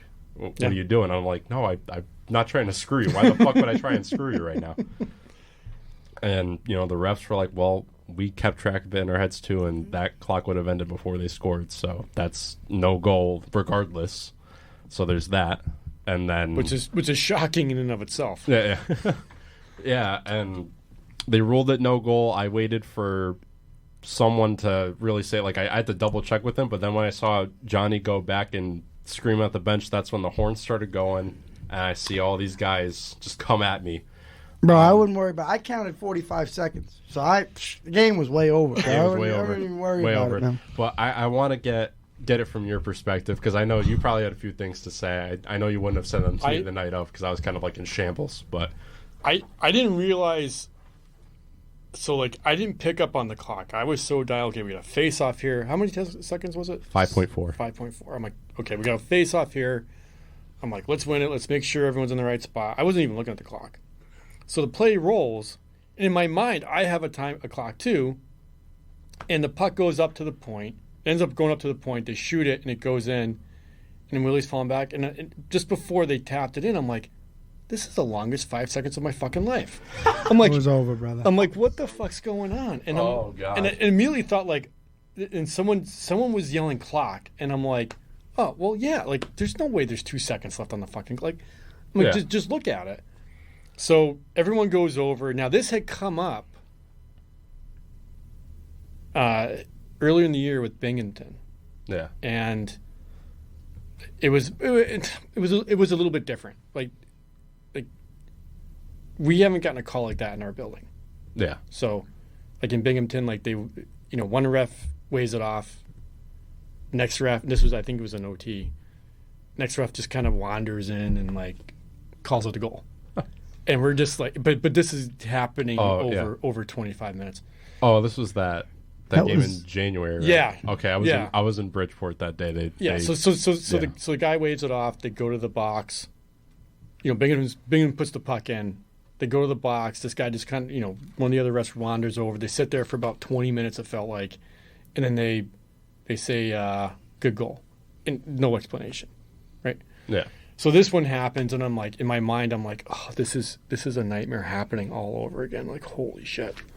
Wow. And when Johnny turned around and, like, did his, like, fist pump, oh, my God. It was like... There's no fucking way. That's probably the moment that I knew we weren't going to lose. Yeah, it's said that the Carolina coach had to exaggerate the whole thing and make it seem like it was a big robbery. It wasn't even close, bro. I was with Billy. Garrett. I tried to stay with Billy all the way through. So we went to talk to them, and like there wasn't anything bad there. Then they walk over. And then as soon as we got over, it seemed to really just disintegrate from there with the Carolina coach. And I don't know why he none of what was told to me about what he said was ever said, as far as I know. And then, we're starting to walk off. And Billy's behind me, and he's getting the crowd going. He told me to get the guys off the ice. And I'm like, yeah, no problem. Like, get everybody off. The guys wanted to salute the fans, so I was like, no, don't worry about it. Just get off. Game's over. Yeah, game's over. Get off the ice quick. Get off the ice. We got to show them that the game is over. Get your skates off. Get out of there. And then I'm walking off. I feel like everyone's just about off. I'm looking around. I look back at Billy. I turn my head, and Frankie McClendon's just bolting back on the ice. I saw this on the footage. And I'm like, what are you doing? I grab onto him. I go like warrior skiing for I don't know how many feet. I guess one of their players made a gesture towards Billy, and I'm like, it's just that's where this league has to. They have to work on those moments with the refs and the communication, and how those things get sorted out, because it's just not good. It's just bad. Yeah, I definitely aged everyone in that building like 10 to 20 years Definitely, older. Garrett Rutledge aged. When I saw you in the office, I had no idea like it was you. Like there was so much going on. I didn't even think about it. I see you hiding in a cubby, and the cops had brought you up here to hide you. Yeah. And I see you, and I'm like, hey man, I still love you. Like, yeah, I remember that. I was like, thanks. You just look so like, not. I don't know if it's despondent's the word, but like just like scared for your life a little bit too. Yeah, I was scared for a lot of things. My job, my life. Overall, reputation. And you didn't move for like 2 hours. No, I didn't. They were well gone, and I still had not moved. I was like, I can't. This I know it's over and whatever, we're good, but like the stress, like my chest was tight for like an hour and a half. Yeah. I wouldn't worry about it, bro. I know. No, I wouldn't. At that point, it was, but we won it, so I was like, I don't. We won it fair and square. It wasn't even close. The crazy thing to me is like, okay, our games are on YouTube. We have Wi-Fi in the building. This is what I want. Why not just click back and just take a look at it? That's what they do. And I want to point this out. This is funny. On the Carolina Thunderbirds official stream, the clock hits 0 before they even put the puck in. Exactly. No I didn't joke. See that. That's literally there. No, it's just hard for them to accept. Yeah. It's hard for them to accept. And I get that. I get where they're coming from too. Yeah, no, like and I players, understood. especially the players. I felt bad up until they came and tried to assault me. That's when I lost all like, all right, listen, I don't get where you're coming from now with this. But I get it. I get what they were trying to like. They were passionate. Like this is a possible game winner for them. So well, I mean, if I was on the ice, if I was a player and that happened, I would want to kill you too. Like, yeah. No, so I really don't blame them. But I feel like they could have handled it differently. No, I agree. You know what I mean? But that's where that gets. But at the same time, I get in the heat of the moment. You're not going to think. But that's where I feel like what I was saying about the refs and how it's handled by them. Because, I mean, Billy and Garrett are just sitting on the bench with nobody talking to them. Right. Yeah. Like, there needs to be, it shouldn't be Johnny Ruiz turning around, pumping his fist, telling us what's going on. Yeah. In that moment. Yeah. In that moment, it should have been. It's difficult. They're ending up. They're trying to review the play or whatever, and they've got to go to the other side of the bench to do that. It was tough. It was just hard for me to see that was like 5. I mean, that was like 10 seconds. Oh, my God. And I know, that was a while after. Yeah, it was a long time. And when he shot it from the point, I'm like, I knew the game was over. And then when I look back, and lo and behold, on the video, like, as soon as he gets the puck on the point, it's pretty much like, I think maybe 0.1 or something like that. Probably. I mean, and then for the opposing coach to go on a live stream, a few days later and say all this stuff about me. What did he say? I don't think I heard this. So, in layman's, essentially was like, Danbury's got this incompetent guy working the clock, wearing a hat trick jersey instead of the whatever issue. Garrett, don't ever disrespect Pat looking like minor league hockey Kenny Powers, bro. This is why I try not to pay attention to other too much. It's just and I didn't even know. I would not have known about it if it wasn't for one of the fans messaging me on Facebook being like, "Hey, they're talking about you on the stream right now." Who cares what that guy says? I was like, "It's whatever," but at the same time, like, that's what happens, man. I feel bad he ended up in second place. Yeah. You can't feel bad about that. Don't worry about that. No, I really don't. You know what? That just sounds like another bad excuse. I know that's. You could have finished us off in one. You had all the time in the world. We actually gave you 3 chances to finish the series, and you couldn't do it. We only had 2 chances in your place. Yeah. So I mean.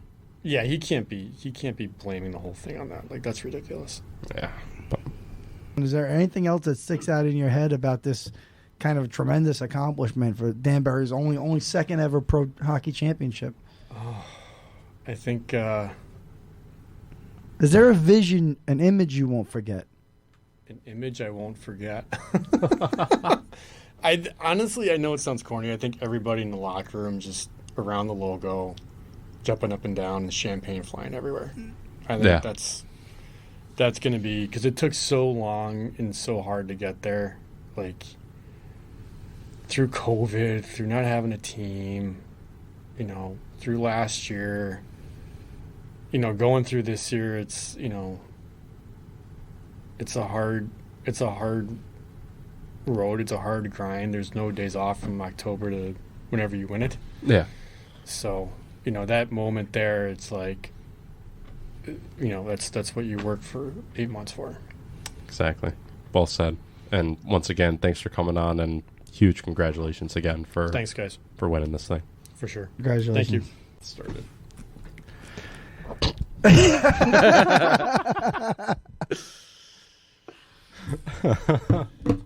We have Brian Wilson, the goalie of the Danbury Hat Tricks hockey team, here in the WXCI studios. It's a pleasure to have everybody's favorite purple panted goalie in the house. Willie, you did it for us, kid. Thank you. Yeah. You're welcome. Just doing my job back there. Willie, what I mentioned to you after we won the cup, like an instance at the end of last season, of the end of the 21-22 season, where you guys had a rough outing in the playoffs. And I kind of noticed a similar thing this season when we had the rough outings in Carolina. You just kind of switched back just kind of right away after the game. It didn't seem like you weren't joking or laughing about things, but it just didn't seem like it just seemed like you knew you had a game the next week. You know what I mean? Like that was the approach you had. Can you give us a little insight into the way you approach games and situations of like bounce back like that? Yeah, I mean, just kind of keeping the mindset of like my job doesn't change whether we're up in a series, down in a series, up in a game, down in a game, or whether I have 8 shots on net all game or 50 or whatever it is. Just my job is just to stop the pucks that come, and I think just trying to hold that mindset of, not getting too caught up in a moment or anything like that. Just on to the next shot and do what I can to save it. How much of the atmosphere of the loudness and maybe the extra loud, or if that's what they're calling it, atmosphere at Danbury Arena, how much of that impacted your focus or your game at all? I'd like to say that it didn't impact it. I'm definitely aware of it.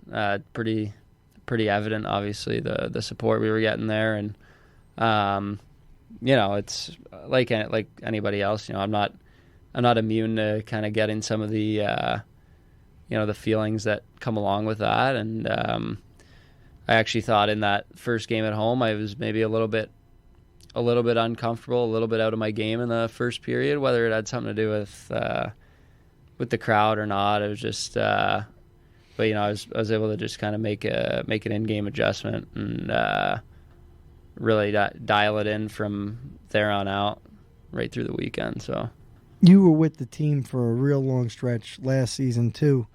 How much of your mindset this season was about just trying to finish the job and go to the next step, which was to get to the Commissioner's Cup Finals at least? How did you approach it? Yeah, so, honestly, not really. That's not really where my mind was at all.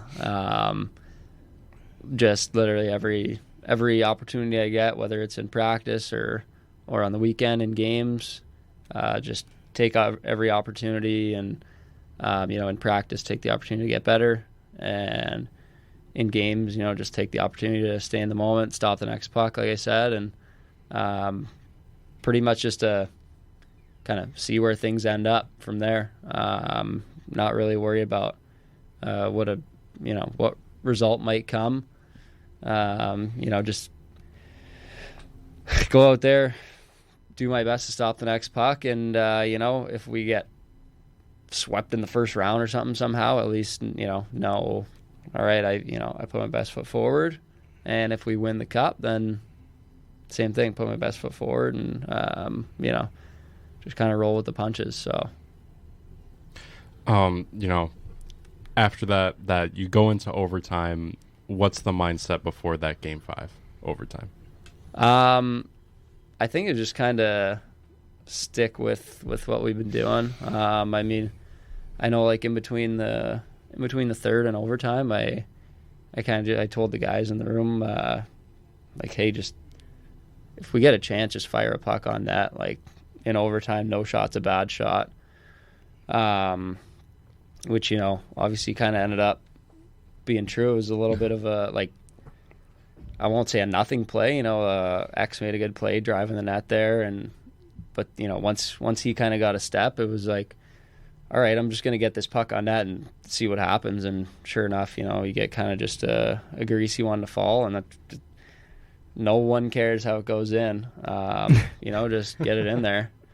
But yeah, I think that was part of it for the team. And then for me, I think it was, I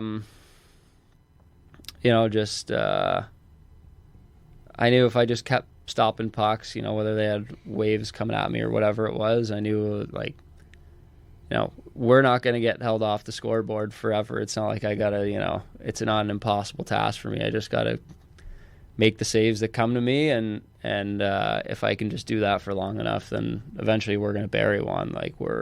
We got a really good team up there that knows how to finish. So for me personally, it was kind of just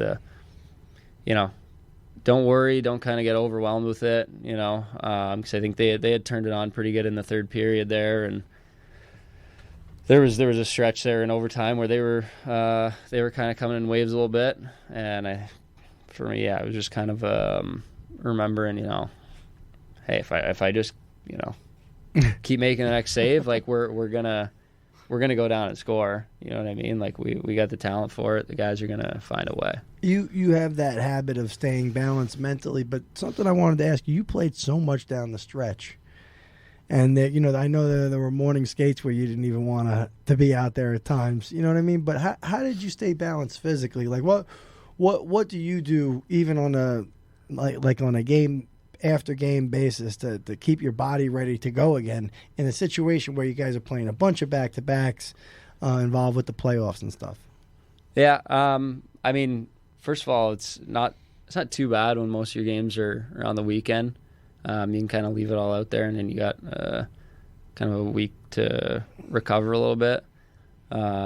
Pretty similar to the schedule I would have been on in college hockey.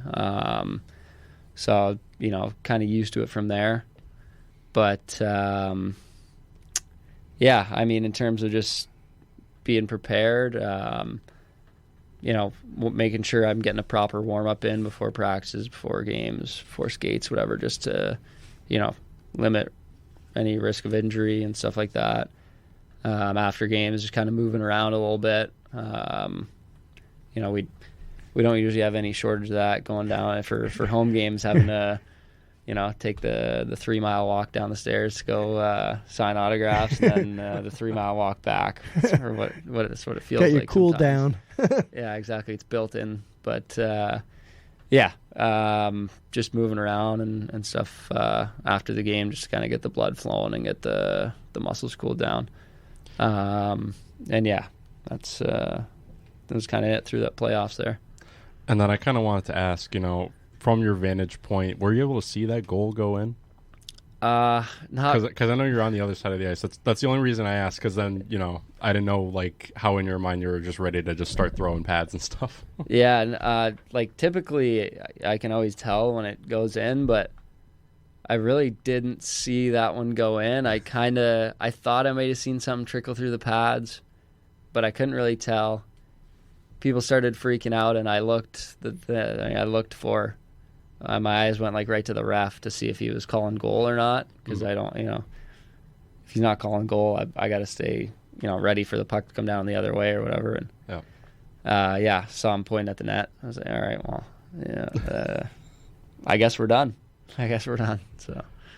And then what was that feeling like after everyone's crowded out on the ice, you guys are celebrating with the fans and pretty much your teammates, how did it feel in that moment for you? It was a pretty cool feeling. Honestly, almost like a feeling of relief, all the hard work we put in, and to end out the season on a win. Not many teams get to do that, really. One every season. It was just kind of a feeling of relief, like we did it. Kind of the work paid off, and we get to relax and enjoy it now for a little bit. And then obviously the work starts back up, but you're not going to spend a season or spend the off season kind of wondering what would have happened if this happened. We did this, we did that. It's just kind of all right, get a nice off season in peace, and with some peace of mind, and get back to work in a couple weeks. But just a bit of a relief that we just got to we got to the end of the road there, and get to enjoy it. What's your summer routine like, as far as your own personal development and working out and stuff? Yeah, so I'll be in the gym 4 times a week most weeks, sometimes 5. I got a really good gym back home. Give them a little shout out. Move 365 Whitby. Work with really good trainer there, Steve. And then I have a really good workout group down there, or I guess up there, as well. I'm training with some really good guys. Some other pro guys, college guys. One of my good buddies actually plays at Sacred Heart right now, so not too far away. Got to go down and see him play this year and stuff. So pretty fun workout group there. And then with on ice stuff, I won't really get back on the ice again until probably like the end of June or so. Kind of start getting slowly back into it, and then July and August I'll be training in some camps and also coaching in some camps. That'll be that's kind of where my summer training goes, as Pat's dying over here. So Can we hold on for like 1 second? Pat's drowning. in a Poland Spring bottle.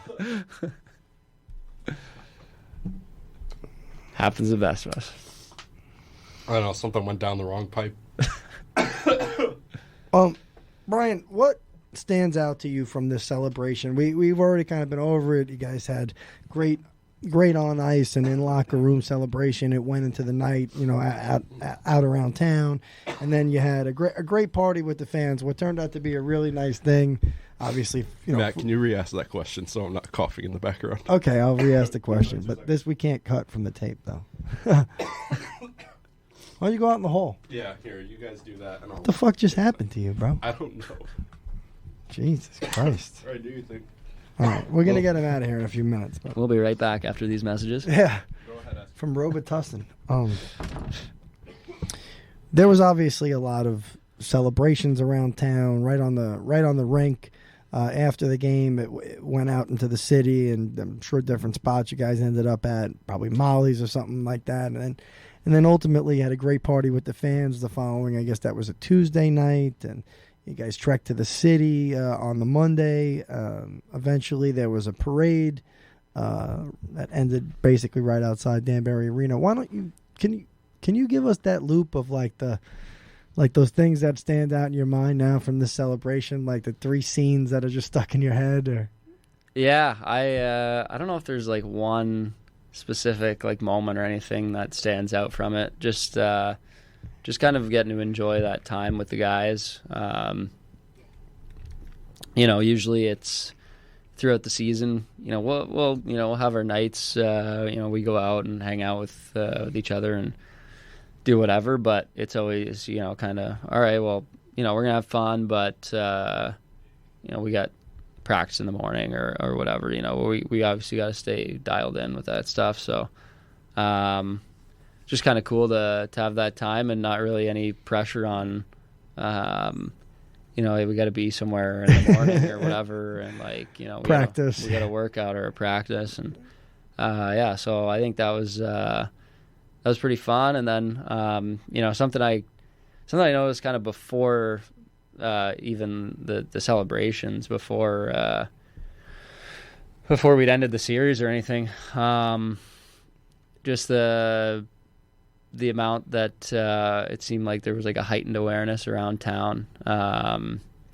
So like I think for the Friday, well actually for every game, but so Friday I went to Stu Leonard's to get my pregame meal with Kuzi. What do you get? And just some from the hot bar. Just depends, whatever I'm feeling. And go there, and we had a couple different people like we hadn't really interacted with ever before be like, oh hey, like you guys got a big game tonight, like best of luck. We're just kind of like, all right, like geez, like the city's paying attention. Like kind of the further you're going, the kind of it was pretty cool just to see that people in town kind of would recognize us here and there, and be grateful for what we're doing, and the product we're trying to put out on the ice for them. So I think that aspect of it too has been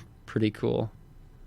Let me ask you something. What do you think made this particular group of competitive guys, what made it great? What made them champions in the end?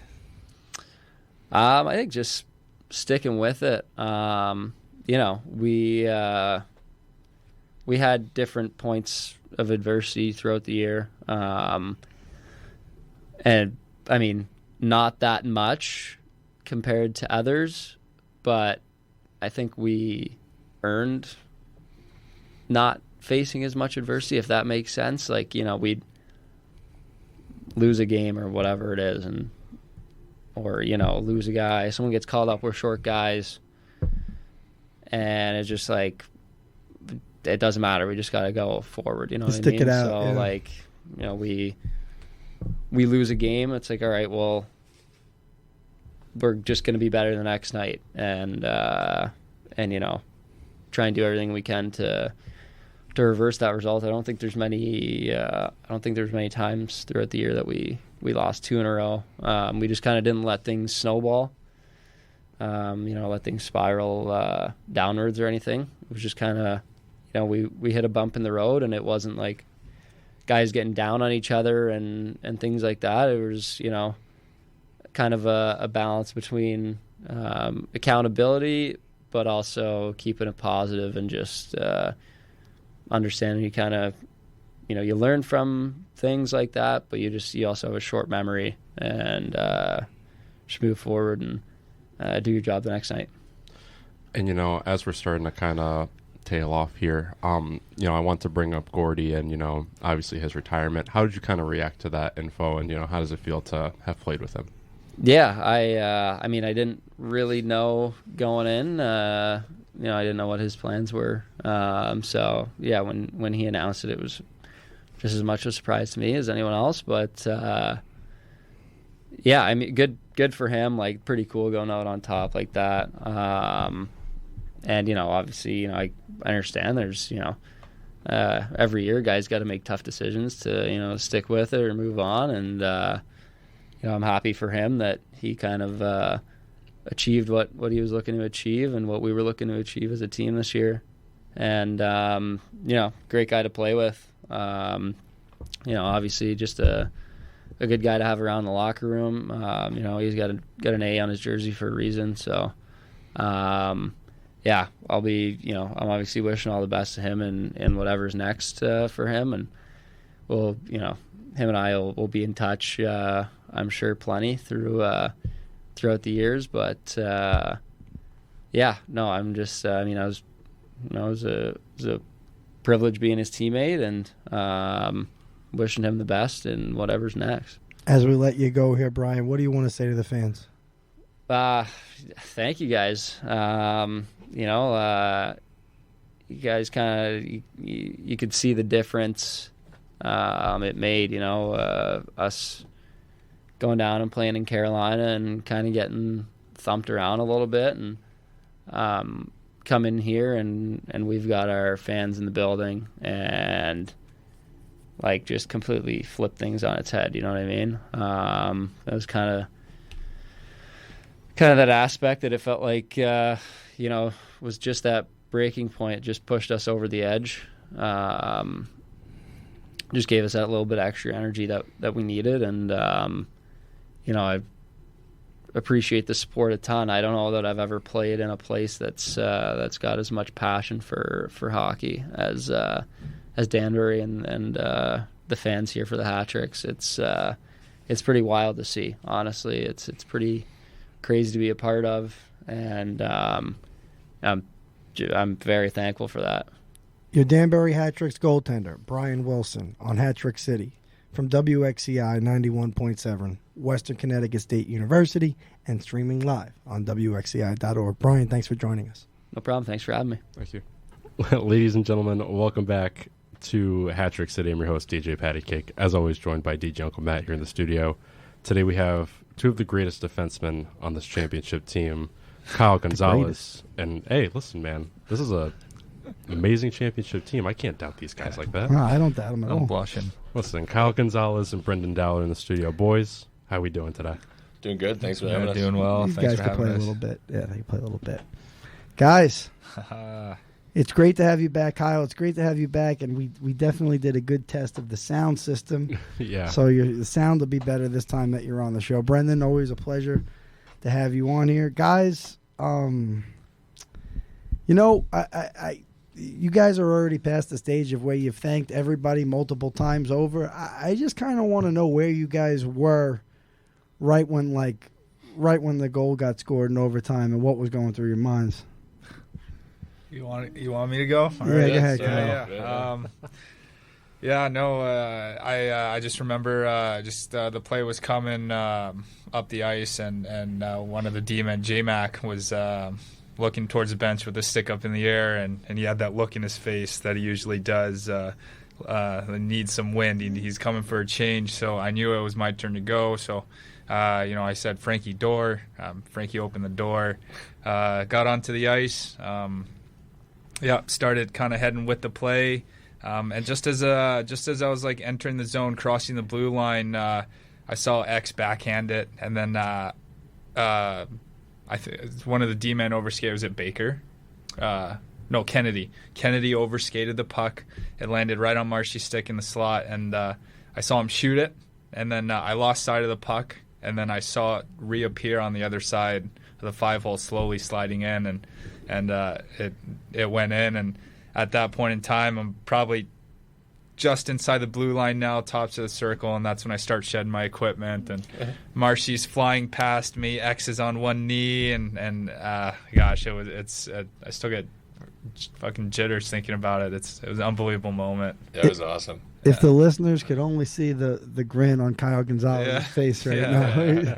He's pretty happy right now. Yeah, that was an unbelievable moment. Dallas? Oh, yeah. I don't know. For me, like I was just sitting there watching all unfold, and it was like slow-mo for me. I'm like, I mean, obviously we had a good line out there, and X getting a great bounce on that one, and Marshy being able to put that through, and just like watching it slowly cripple over, and I'm like, holy shit, is he gonna bury it? But yeah, it was just all slow-mo for me. It was unreal, and I didn't even know what to do next. It was just losing my mind and throwing the gloves and everything. So yeah. Had you guys ever won championships in really competitive situations, like outside of like tournament championships as a kid? No. Neither of you, huh? No, me either. No, that was my first biggest one. Like, that was my first big championship outside of like a weekend tournament or something. Wow. Yeah, I don't know if we talked about that last time I was on. Maybe it was beforehand anyway too. But like Luga and I were like, never been in a situation, and Tobias also said he never won a championship. Didn't Luga win a national championship in like youth or something? Oh God! Now that I say that, call me out on it. No, I'm pretty sure Luga could won be. No, I only saw a picture of him holding the plate over his junk. So yeah. Oh, I forgot about that one. Yeah. Well, anyway, Kyle, it was I had the unique perspective of being around you guys a lot as the playoffs kind of continued, and it was kind of tough to see you have to sit out, so to deal with a little bit of an injury there in your hand. What was going through your mind? Because it just looked like you wanted so bad to get out there, but I just kind of wondering from you where your head was at the time. Yeah, no, that was definitely an interesting situation. It happened first round, first game. And, I just thought to myself, healthy all season, played every game, and then, of course, I get hurt first game of the playoffs. And, I was really pissed. And there's injuries when, there's different types of injuries, so you get hurt during a game and, you'll be able to play through it. And maybe it's just a bad bruise or whatever. But this was one of those where I definitely knew something was wrong more than just like an ice bag and some Tylenol, and it sucked. And to see the boys have to go out there and battle in situations like that and not be a part of it really sucked and hurt. But on the other side of that, testament to this team and just kind of everything everyone said all year about this team. It's unbelievable group, and it doesn't matter who was in the lineup, whether I was in or out or whatever. We were destined to win those games against Bingo, and every man on that roster stepped up. And so even though I was sad, I was I was filled with nothing but joy and pride and just happiness to see what was going on, even though I wasn't on the ice. Which hand was it? It was my right hand, so my bottom hand. Yeah, so your bottom hand. Yeah, right-handed, so it's my bottom hand. So any kind of like pushing for shooting or like any kind of like sudden movements with like the wrist or anything like that just really hurt like my whole thumb. What about catching a hard pass? Yeah, definitely any kind of slap shot or like any kind of vibration or anything, really, it just hurt.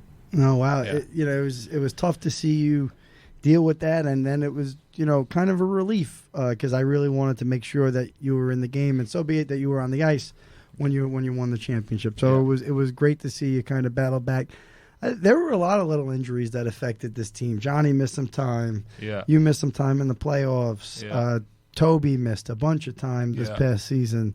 Robo was in a boot for like 3 months. Yes, he was. Yeah. Robo was in a boot. Yeah. What like how much does it come down to like you actually recovering, or is it mentally, hey, I'm 85% better, I can get back out there? Yeah, no, I think Dowles can even tell you any hockey player will play sub 100%. It's just a matter of am I healthy enough to get out there and do a job?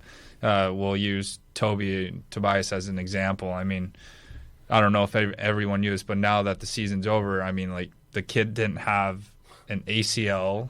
He didn't have a PCL. He didn't have any CLs in his in his knee, which no CLs, no CLs, which doesn't sound good. And this kid played through that, so it's just a matter of how much you can tolerate it and still do a job. And for me, I can even shoot the puck. I mean, I could pass it and this and that, but, you know, what good am I if I can't, you know, clear the puck in a PK situation or battle with someone? So like a hard clear would have probably hurt you. Oh, it was excruciating. It sucked. Yeah, I mean, even going back to OG too. Like, I remember seeing him get ready, and he's got his knee all taped up, and then he's got 2 of these braces on, like the. Then remember, he had the doctor come and tape his arm that night when we were in Carolina. He was all banged up. We had to find the doctor. Yeah, he had 3 braces on, one of those big, like, heavy ones on top of it and everything. Like, he had that thing so secured. And then like a knee sleeve. You're talking about like a knee sleeve or whatever. Yeah, and he had. Brace. I think it was in Carolina. I don't know his first or second game, but I think it ended up popping out or something, right? And, he was. And he it was so pushed together and like held together that it couldn't pop back in. It was just like. I mean, he left it all out there the entire crazy, playoffs. Man. I mean, but then he'd play the next day. Unbelievable. Like, I don't understand. He was like warrior, not human, like in those situations. Crazy. It was really crazy to watch, and it was just from my perspective on the bench there when he came back to the bench and he was in so much pain. It was tough to see. You know, it was tough to see, knowing that he had a couple other things going on. You know, now that now his knee was being affected, it was just tough to watch. But again, you know, I think if everybody looked at what the Danbury players went through on the ice, off the ice this season, it was just an incredible run. You know, I mean, just incredible run. And I to backtrack a little bit further, I guess the feeling of when Brendan scored that goal. Oh, baby. Which one? It's hard to say, but let's go with the more recent one. Okay. You know, to kind of get us, you know, where we needed to be. You know, what's going through your mind? You know, like, what's going through your mind? Do you remember that shift at all, earlier in the shift, or Carolina? Yeah. I mean, not really. Like with that play, I just remember rushing up and seeing that there was a delayed penalty there, so I tried to get up in the play a little bit, and OG had the puck there on the wall, and he just happened to get it up to me, and I was just looking. I knew we had, I think it's Benny and Tricky in front, so I'm like, one of these 2 guys got good and tight hands and everything, get something in the net, maybe one of them could tip it or something and kind of make something of it, especially with a guy coming on me too as well. So I was just trying to get anything in the net, and looking over and seeing that the thing went in, I was like, damn right, you know, I'll take those whenever. But yeah, just, you know, trying to make simple plays and hope that it creates something. So yeah, I think that a lot of people that watch hockey, either at the arena or online, it's just like the job of the defenseman when you're on offense, if you have the puck and you're in a position to shoot, it's just to get it on the net and bounce it off the goalie and to leave it.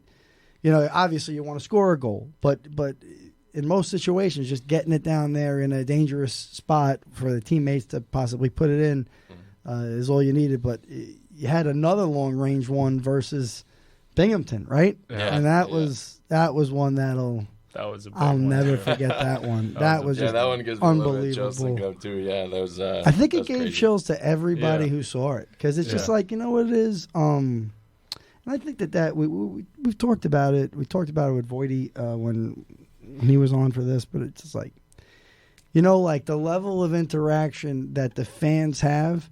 They don't just know you; they know your dad. Yeah, and they know your mother, and they know your stepmother. You know, at this point, they can identify them. So when there's that level of interaction, I would say that probably 500 people had a lot of context of your story and all that when it happened. I thought I did.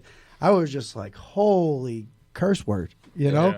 And then boom. Yeah, I mean, even like I had a lot of support too, like on social media and stuff. Some of the guys, some of the fans reaching out to me and everything on Facebook or whatever it may be. And that was just like the coolest thing, man. I never would have imagined it, and I mean, I don't know. It was definitely awesome. There was a lot of emotion with that one too, and like personally, and yeah, that was great to happen. So, Was that a GWG? Yeah. Yeah, it was. Yeah. That was the winner. That was the game winner. Nice. Yeah, not too shabby. No, No. not at all. How about Carolina's? Was that a GWG as well? I think you're right. Yeah. Wow. Yeah, also GWG. Yeah. It was Those are really big amazing. goals. Those are big goals. And you know what it is? It's a testament to, like, you know, it sounds crazy, but this is a league of opportunity. You know what I mean? You got the local guy who comes back home. You got the ability to basically live with family and play professional hockey. And then you got the dude from California, you know what I mean, who, you know, probably was overlooked at times in his youth career, and he comes here, establishes himself as a pro player. It really was awesome to watch. You know what I mean? You know, I asked Voity, but I bet you guys just partied so much. Like, what's like the 15-second Instagram highlight that like stands out the most of the last couple of weeks? Like, what's like the highlight of the parties and the celebration for you guys? Like, I mean, I'll give you two, just because we were just talking about Voity and we got Gonzo in the room. But Voity, there was one that he took. He was with Frankie, and he's recording the room, and turns back on him, and the look on his face and Frankie's face just losing their mind. Like, it was absolutely amazing to see Voity just going off like that and seeing all the emotion there. So that was a good one that sticks in my mind. And the other one, I forget who was taking it, but we're all gathered up like right outside of the shower entrance, I guess, whatever. And Gonzo and I both got bottles, and we have all the boys there getting a picture and everything. And Gonzo pops one and spraying, and I pop mine spraying, and that to me, that was awesome too. Just all the energy there, and also just funny story with that. Anyway, I was rewatching it again, and I remember when that all happened. Gonzo goes over to like where the towels are, and he's like kind of bending over, like holding on to the shelf there. I'm like, "You're right." He's like, "Yeah." Like, he turns around, you can tell he got champagne on his eyes. They're just spraying champagne into his face. Like, that's why the baseball players usually have the goggles. And I was like, NHL never does that. But the baseball players, they don't need goggles. We went through more pain before anyway. So that's fine. 100%. No, to take a beating playing this game for sure. It was a. What did you guys think? Just again, you haven't been to championship before, or you know, haven't won one before. What did you guys think of the competition the last couple of weeks? You know, when we got down to the Binghamtons and the Carolinas of the league, who, you know, obviously they were stiff competition for us all season. Just what did you think of the hockey? You know? Yeah, no.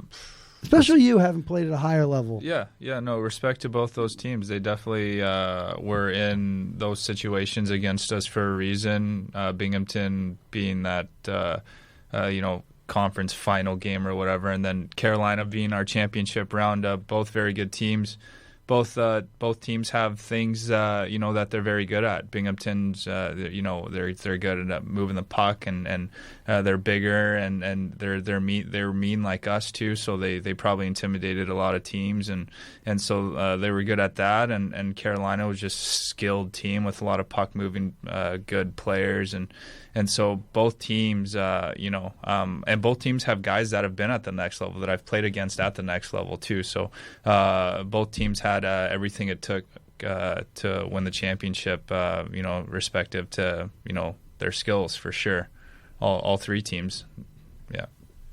Yeah, I mean, being my first year, like I agree totally with Gonzo there, and I mean, they're both good teams that, you know, really anything can go anyway, and I thought it was awesome to have that kind of competition first year, and I mean, Carolina too. I mean, struggled in their barn a little bit there, and you can tell that like we have two good teams going head to head there.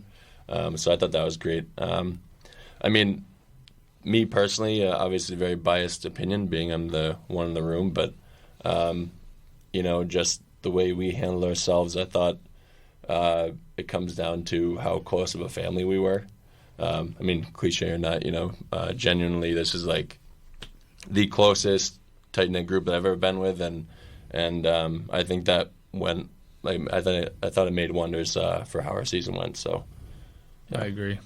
Yeah, and to kind of tailgate off of that, you know, doesn't go our way in Carolina, you know, silent bus ride home. But what's like the feeling when you guys come back for Game 3, pregame, just how this series is going to go at home. Yeah, it's funny, and I'm sure Dallas can say the same. He'll probably say the same thing too. But it's super weird and cliche also to say, but like no one will look nervous. No one had that look on their face of like deer in headlights as to like, holy smokes, are we in one? Like we all knew we had some work to do, but we didn't really look at it as if it was like impossible to do or like a challenge we couldn't accomplish. You know, we knew we were good at home. We knew that the fans were going to be electric. We knew that we just are a different team at home, and sure enough, we knew obviously Friday they were all must wins, but they all just kind of had different meanings for us. Like Friday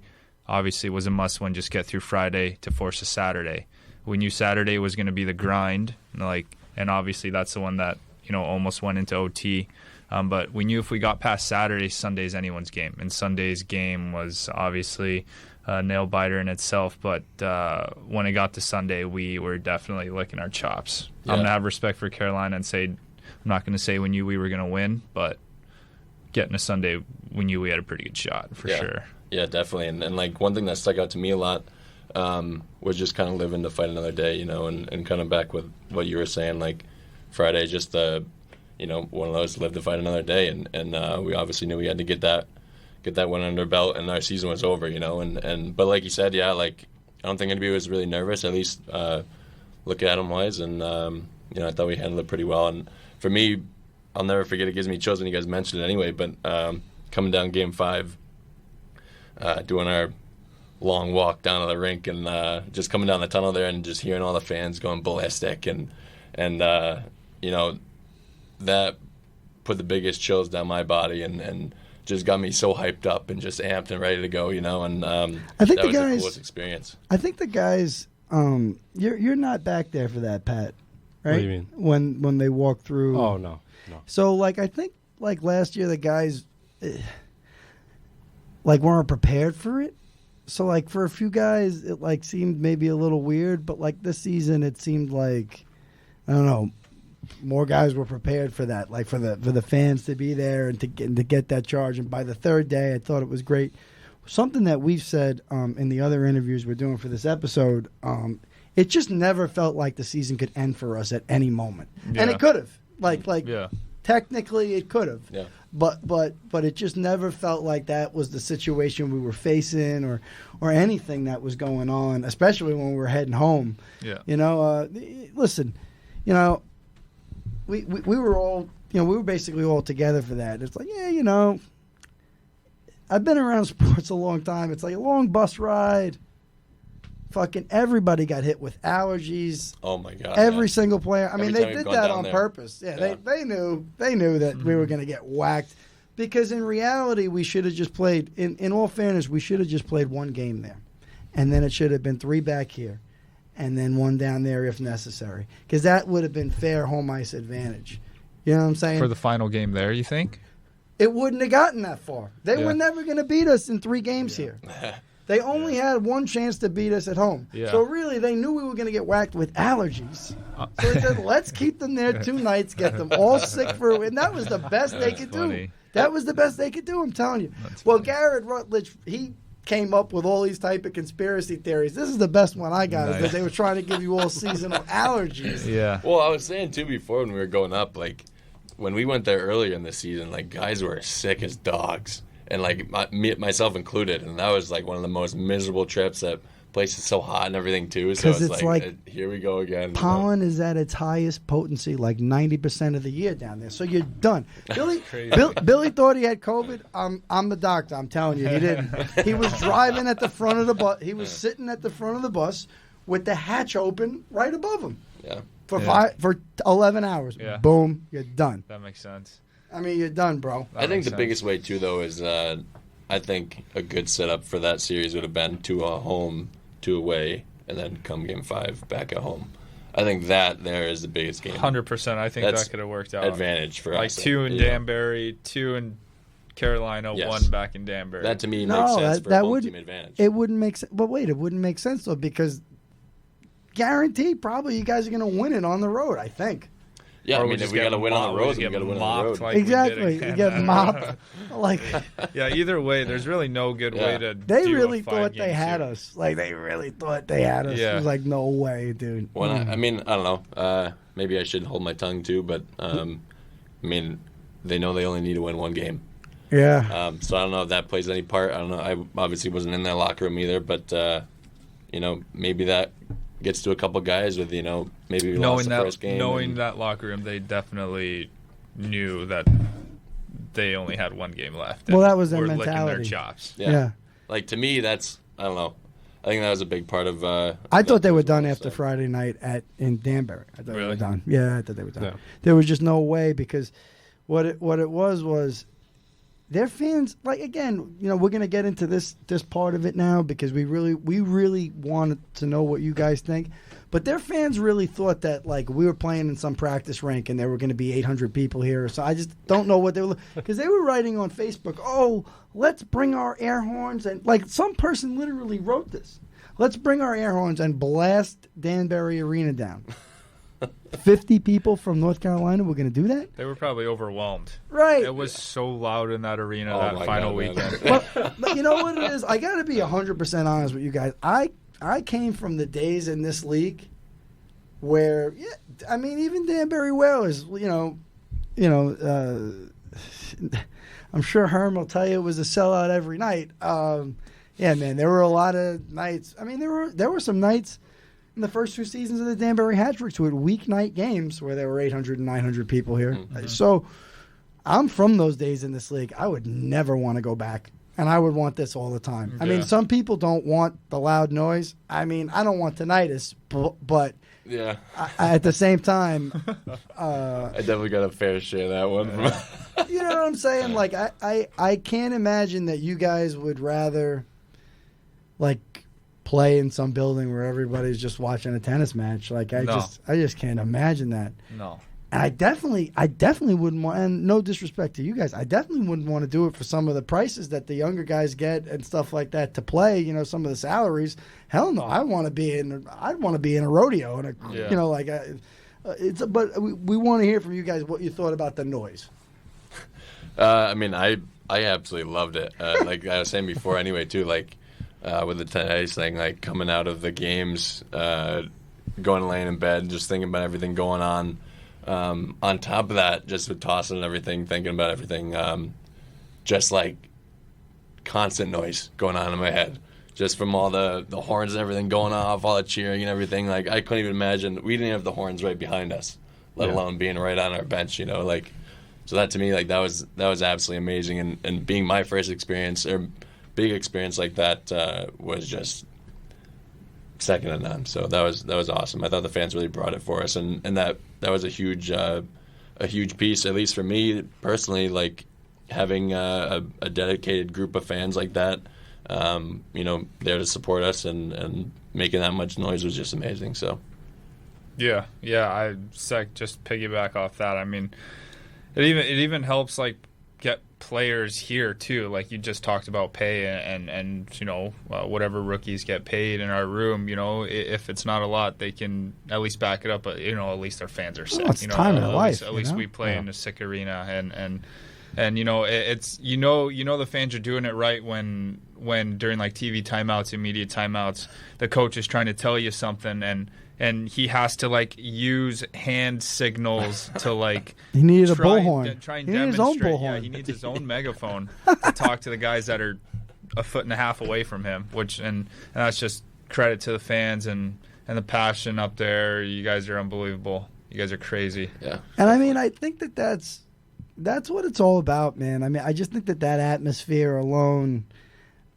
You know, we've talked about stuff like this on this show. I'm sure the powers that be in this league would have loved to have seen Columbus and Binghamton in the finals, and they could show off big buildings that were in higher leagues before, and they could showcase that to every empty arena in the country. But it came down to the small town team that really plays in the smallest rink in the league now. I don't know what's going to happen in Virginia and Delaware is out of the league, so. I mean, we're down to us being pretty much the smallest rink in the league. And I just think that, you that's the atmosphere. We've said it on the show already. That's the atmosphere that people want, and I don't think the players would want it to be. And like another thing that kind of was offensive to us is kind of like these other fans. They use air horns in Binghamton. They use them in Carolina. They use them in all these places. Like, maybe maybe they didn't have. I don't know. To attack the fans. I mean, I don't know. I mean, we got a smaller building too, and those air horns are going to make a lot more noise seemingly than what it would in Binghamton. You know, I mean, if we had the same amount, I don't think it'd be as loud in Binghamton as it would be in here. You know, so yeah. I think that's a big part of it also. And I like, you were just talking about small arena now or whatever, and I personally. I don't mind that we have a small arena just because with our market here, if we had a Binghamton arena, it'd probably be empty. Yeah. So I think this smaller finger quote, and I don't even consider our arena really small just because it's got, bleachers on one side. It may look smaller than, the other places, but just for our market here, and I'd rather have a smaller arena jam-packed than a big arena empty. No, there's something special about it, and if anybody listening, if anybody can fix the downtown area around the arena soon, it'll be that much better. You know what I mean? 100%. It'll be that much better. Few restaurants, few bars. Exactly. Maybe. Somebody go get two fun to steps. do, Somebody go get 2 steps. I had the crazy idea. Dollar General. I have tons of crazy ideas.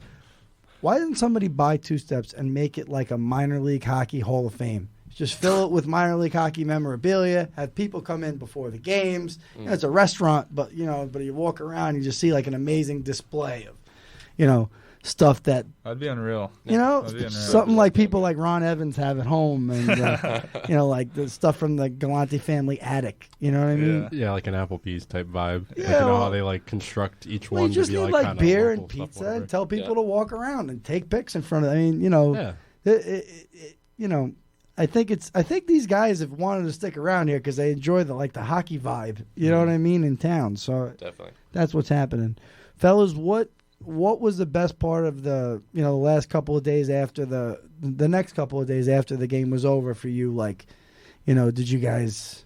Were there any special moments you guys will really kind of put in that special place in your mind and in your heart?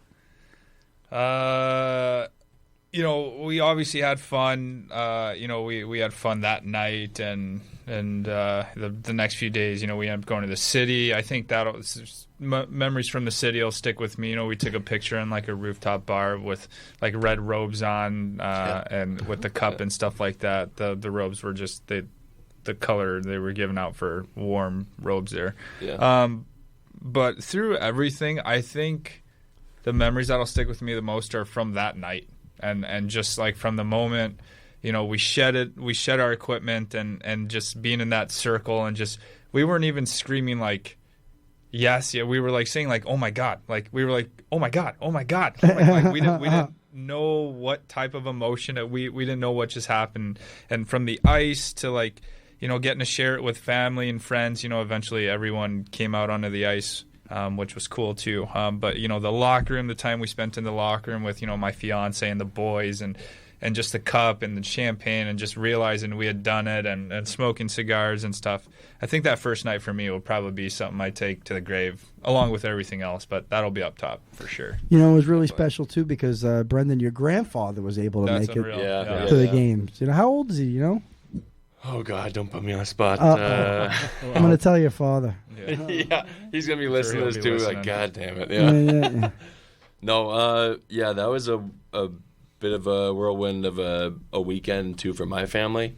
He got to come down and we had our funeral and everything for my grandmother.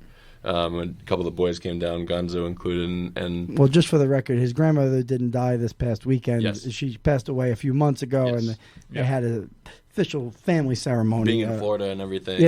Type of thing. Yeah, so yeah, I mean that was super special, and I was hesitant to put in the group and inviting the boys down to come and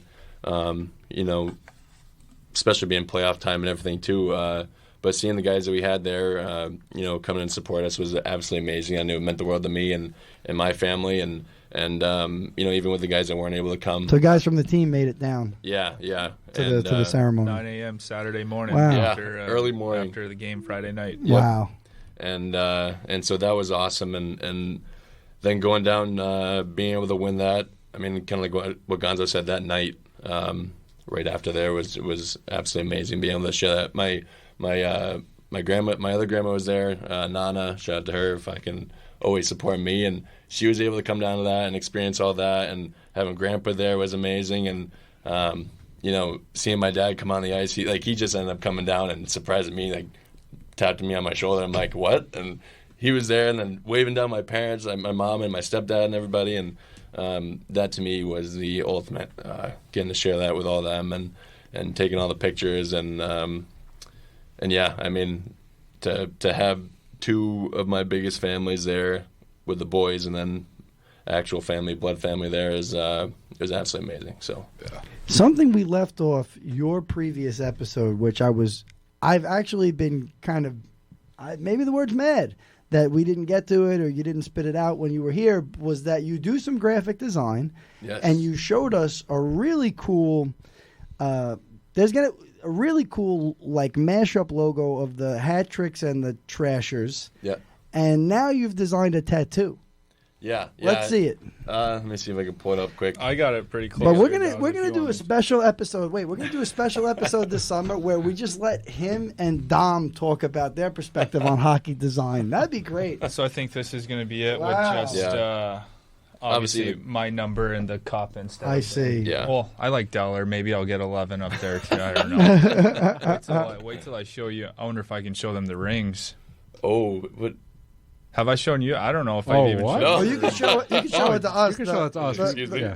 The listeners aren't going to be able to see it. Okay, but for the record, I did see this, and it's funny how it's funny I'm how thinking I about getting it on my face. Oh yeah, there you go. Word. It's funny actually. I got to see this like a week ago now, probably something like that. Yeah. I'm at the casino with my girl and her family, and then I get a text from Brendan, and I look, and he's like, Cuz, hey, what casino are you going to, Foxwoods. bro? I went to Foxwoods. You're able to get in?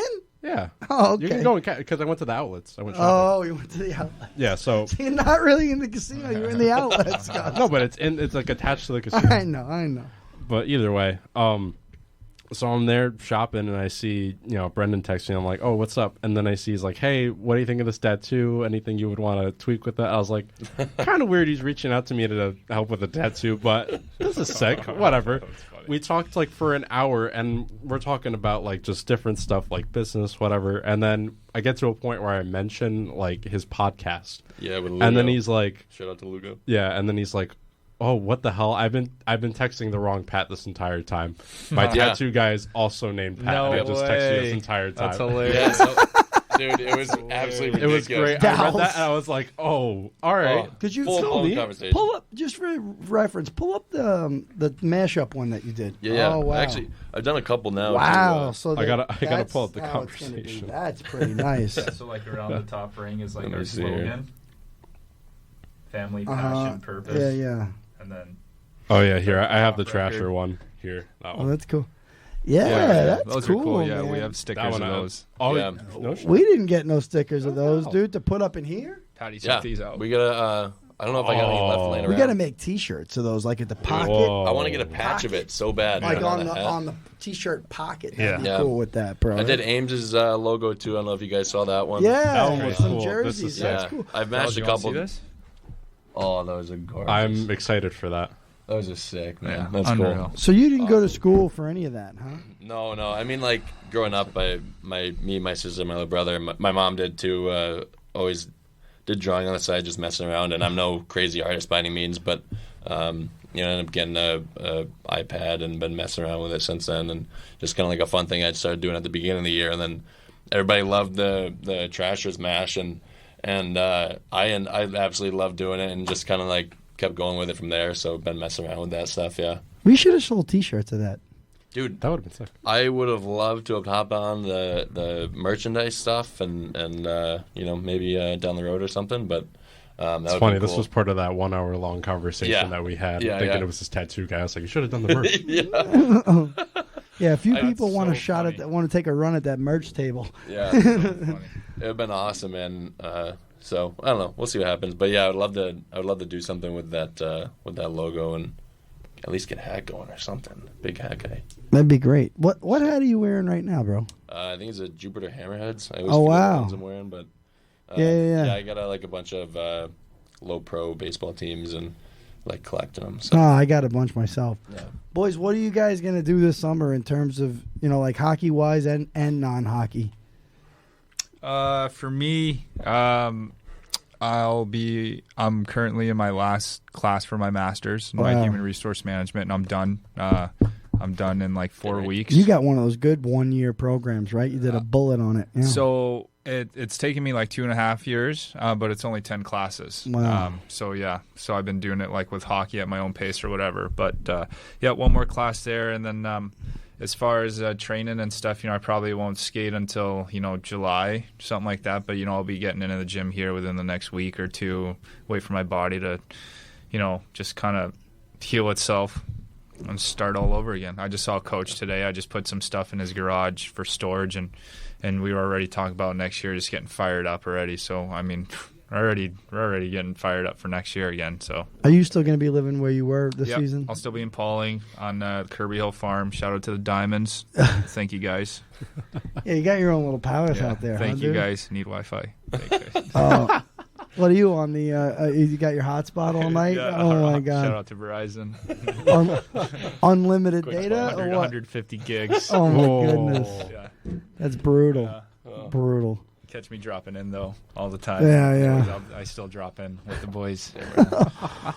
What about you, Dowler? Yeah, so I'm gonna be kind of I've been resting up and kind of laying low here, and then I'll be going down to Michigan in a couple weeks.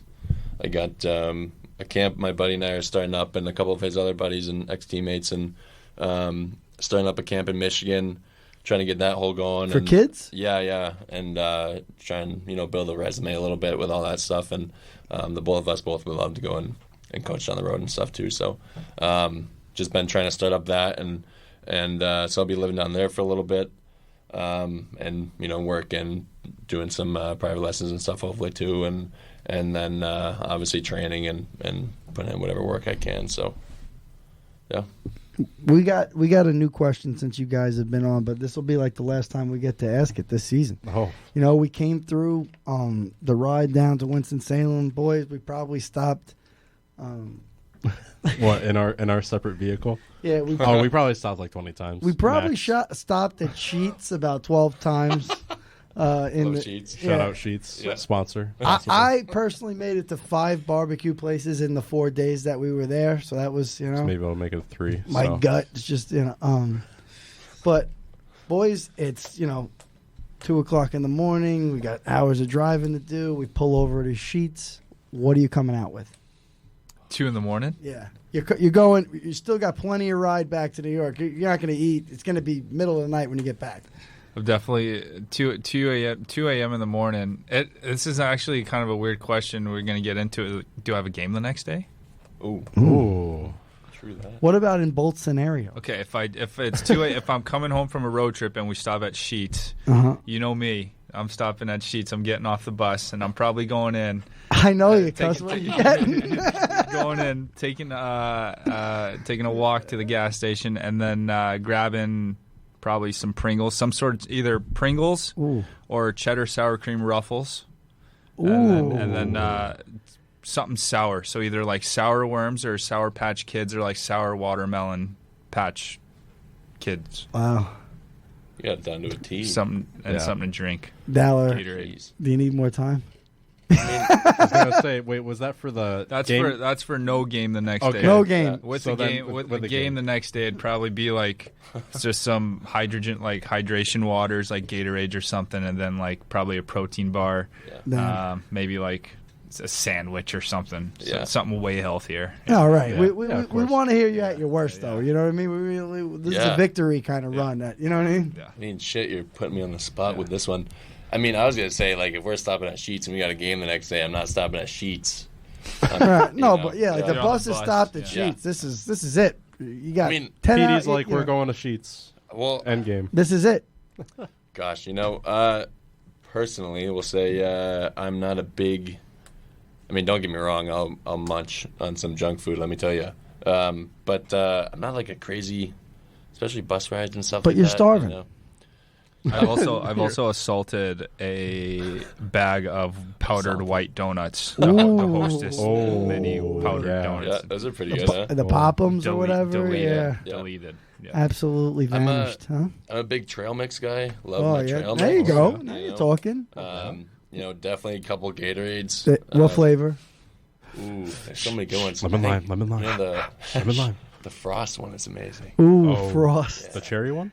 You know what? You look like a Frost guy, cuz you honestly do. Yeah. You hear this? So that's why Dowler's body is a little tighter around the edges. Trail mix, a Gatorade if I'm really lucky. Protein bar, but depends what they got going on there. Yeah, I don't know. And I mean, we'll say a big cheat of mine. I love Oreos. Big Oreo guy. Actually, funny story of that one too. Back in college. Shout out to Jim Ward. Guy's amazing. He was our announcer. I would go back and forth with him. Me and my old coach. I was living with Beverage. Both of us loved Oreos, so I was always buying a pack of Oreos, and I would just run right through those things. A couple days, those things are eliminated, and he'd always leave his out because he knew that I loved Oreos and I wouldn't eat them. Like I wouldn't eat his. And so he'd leave them out and be like, yeah, like, you don't have any in your room, do you? Like, I still got some laying over here, man. And, like, always give me shit, right? So I was telling Jim about it one day.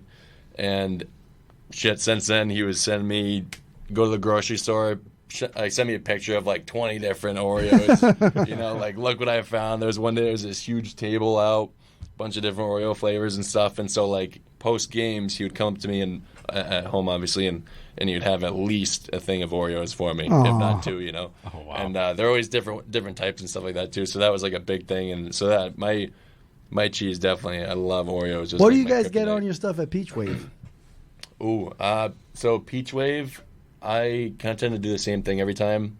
I'm like, what is it, strawberry? Okay. I think they have, but I always get strawberry and raspberry mixed up anyway.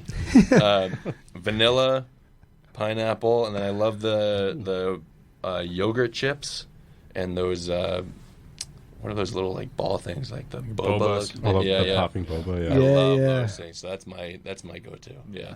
What do you get, Kyle? Same for me. I'm usually like a fruit bowl kind of guy, and then just some fruit bobas and some fruit on top. Yeah. Nothing too crazy. Yeah. I've been trying to mix it up a little bit. Last time we went, we got those like dividers, which was nice. I did my normal thing on one side and then kind of mixed around on the other with the cheesecake and stuff. So that was a big call. That's my go-to, the cheesecake. Really? Yeah. I think I'm gonna have to go there. You know what I really love is the pistachio. I haven't tried that one. I gotta try really that. good, dude. It's like really good, really good. Yeah, they got some good flavors there though. I'm just like I like what I like, and I just keep going back to the same thing. I'm the same way. Yeah, so one place for our Hat Tricks fans are always welcome. Yep. Oh yeah, exactly. Oh, yeah. Stop by, have a great chat. Fellas, just your closing thoughts on this season. Like we're, how did we end up here? How did we end up here? How did we end up here? Gosh. I think it took a group of players that could truly call themselves brothers. And I think it also had a lot to do with the man who steers the ship, coach. And then just the leaders on the team, guys like Johnny, Amesy, Gords, list top to bottom, and even like the rookies, like just the whole group we had. Everyone was bought in. Everyone was bought in to the system and wanted it. Yeah, I think this is almost like a follow-up question from like a question, or just like right where we took off kind of the last time all of us talked, was like just had so many guys bought in to what we were doing here, and it never seemed like it never seemed like some of the storylines we had last season about ice time and lineup shuffling. We just didn't have a lot of that this year. We didn't have that among the guys, and I don't think the fans like, I don't think the fans felt that type of a thing or any type of, I think it was really harmonious kind of run. No, definitely. Like, obviously guys not in the lineups were upset, but I mean, they wouldn't show it around their team, and you know, they'd be the first one in line giving the boys knucks, you know, when we get off the ice. So everyone just kind of understood it is what it is, and they understood the group we had, and anyone that wasn't playing, whether if it was scratched or injured, or anyone that wasn't playing in our roster could have been playing on anyone else's championship roster. Sure. That's just how good our team was this year. We had guys not playing who should be playing every single game. 100%. 100%. It's just numbers sometimes, unfortunately. Yeah, absolutely. Yeah.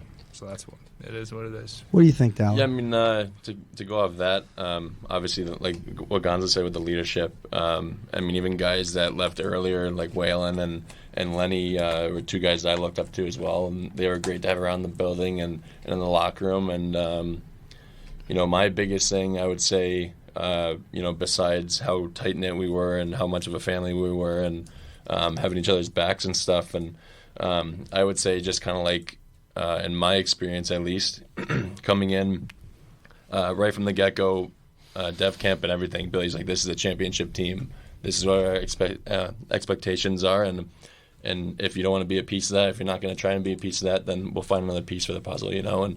And that to me was the biggest thing that stuck out to me just throughout the year, the expectations and just, you know, I feel like at the end of the day, like when it comes down to those last 3 games, like we know we're a championship winning team. Yeah. Like we know we have that ability, and I think it was just engraved in our head the entire year. Like this is going to be a ship, you know. Yeah. So I think that was the biggest thing, and me personally not being able to experience that previous, it was just absolutely amazing to be able to do it this year. So I think that was our biggest thing, is just the mentality of it. Yeah, 100%. And I think one last thing I got to ask, how did it feel to raise the cup once it got to you? Like just as like a full circle type of moment, like did it feel like that, or, you know, just what was running through your mind and your body at that time? Yeah, for me, like full circle for sure is, you know, being a local guy and you know, even I was telling one of the fans about it at the parade, like when I was younger, I did a camp in Danbury, with North American Hockey School, and that was with Eric Lind. He's now coaching juniors, and I was able to you know, be coached with him later on in my life as well. And he was a guy that took me under my wing, or under his wing, and you know, I lay a lot of what I know and on him, and to be able to kind of like really jumpstart everything there, and then make my way back around and end up winning here again, coming back here again and winning. Was just absolutely amazing. So yeah, big time full circle was the coolest thing to have family around and everything. That's awesome. Yeah, for me it was just made everything worth it. You know, all the Olive Garden, all the Subway, and there was a lot of Olive Garden. all the bus trips, all the you know, all the small stuff everyone had to deal with on and off the ice is just, you know, that was for this feeling right here. You know, it's just Federal League Cup, whatever. Yeah. You know, well, that's screw one you, of the things you know, too. And I hate to be so biased about this, but you know, I just don't think that you hear the fans in Danbury, not the real fans. There's a lot of people that come in and out of that building, and they're hockey fans. I'm not going to say that they're not hockey fans, but you know, some people just kind of really get it. And so, like, nobody in Danbury, like the real Danbury fans, none of them make fun of the Federal League level of play. No. Like if you look at the message board, like I know you guys, whether you say you look at it or you don't look at it, that's fine. But like, you look at the message board, sometimes it's like the Binghamton fans, on one hand, they're talking about how great the Black Bears are and how great, you know, all the guys are great, and then on the other hand, well, it's the Fed, the league sucks. Yeah, you know, like that's the sentiment. You never really get that in Danbury. So I kind of think that winning it here, I think it's really special when you have that. I mean, I'm not going to say that happens in Carolina, but, you know, just Binghamton specifically, man, like some of the trash talking that they were doing about the league is like, all right, then you don't want to win the championship. I wouldn't want to win the championship in a league I thought was garbage. You know what I mean? Like, so fine. Yeah. You know? That's why we have the best fans in the league. Definitely. And 100%. They suck. Right. No, there's nothing like it. Like, you know, I mean, we this was an amazing run. You guys have played in former AHL arena on the way to the finals here. You guys played in, you know, in Winston-Salem. That place wasn't an AHL arena, but they've had hockey in there for 50 years or something like that. You know what I mean? Over 40, maybe 40 years or something like that. So it was an incredible run. It was great to be a part of it in multiple ways for us. And guys, I think we look forward to getting back out there in training camp soon. Yeah. Hope we see you guys back in uniform. It's going to come quick, that's for sure. Yeah, 100%. I'll be back, so I'm looking forward to it. I'm not sure what Dowler's doing. Bigger, we'll see better what the summer things, brings maybe. me. You know, would absolutely love to, you know, play in Danbury again. So, you know, see what happens this summer and go from there. But yeah. You guys have the same agent now, right? Yeah. That's yeah. cool. Yeah. Shout out Nick Graham. There we go. HPA. Great dude. Yep. Perfect. All right. Thanks for coming in, fellas. guys. Yeah, thank you guys so much. All right, folks. That has been the final episode of Season 1 of Hat-Trick City. Final Championship. episode. Coming up on the off-season episode soon. There you go. Once again, it's been a blast to give this content to you guys and be a part of, you know, our own Hat-Trick City team, as long as being with the team to make this all come together for you guys. Really an absolute honor to just hear from each and every one of you. Thanks so much to, you know, all of the listeners that support the show. Postal Joe, Lee Rocco, you know, Patricia Hutchinson, Roger Katz, Dom Alessandro, who created our logo, Ira Schwartz, Michael Dowler, Ron Rogel, and the whole Animal House crew. Just thank you all for listening to the show. It really means a lot. Thank you once again, and we look forward to seeing you guys next season. And don't worry, we'll be around for the off season. Maybe not as frequently, but we'll still be around. So We'll be back at you. Oh yeah. Until then, have a great summer. We'll see you in October.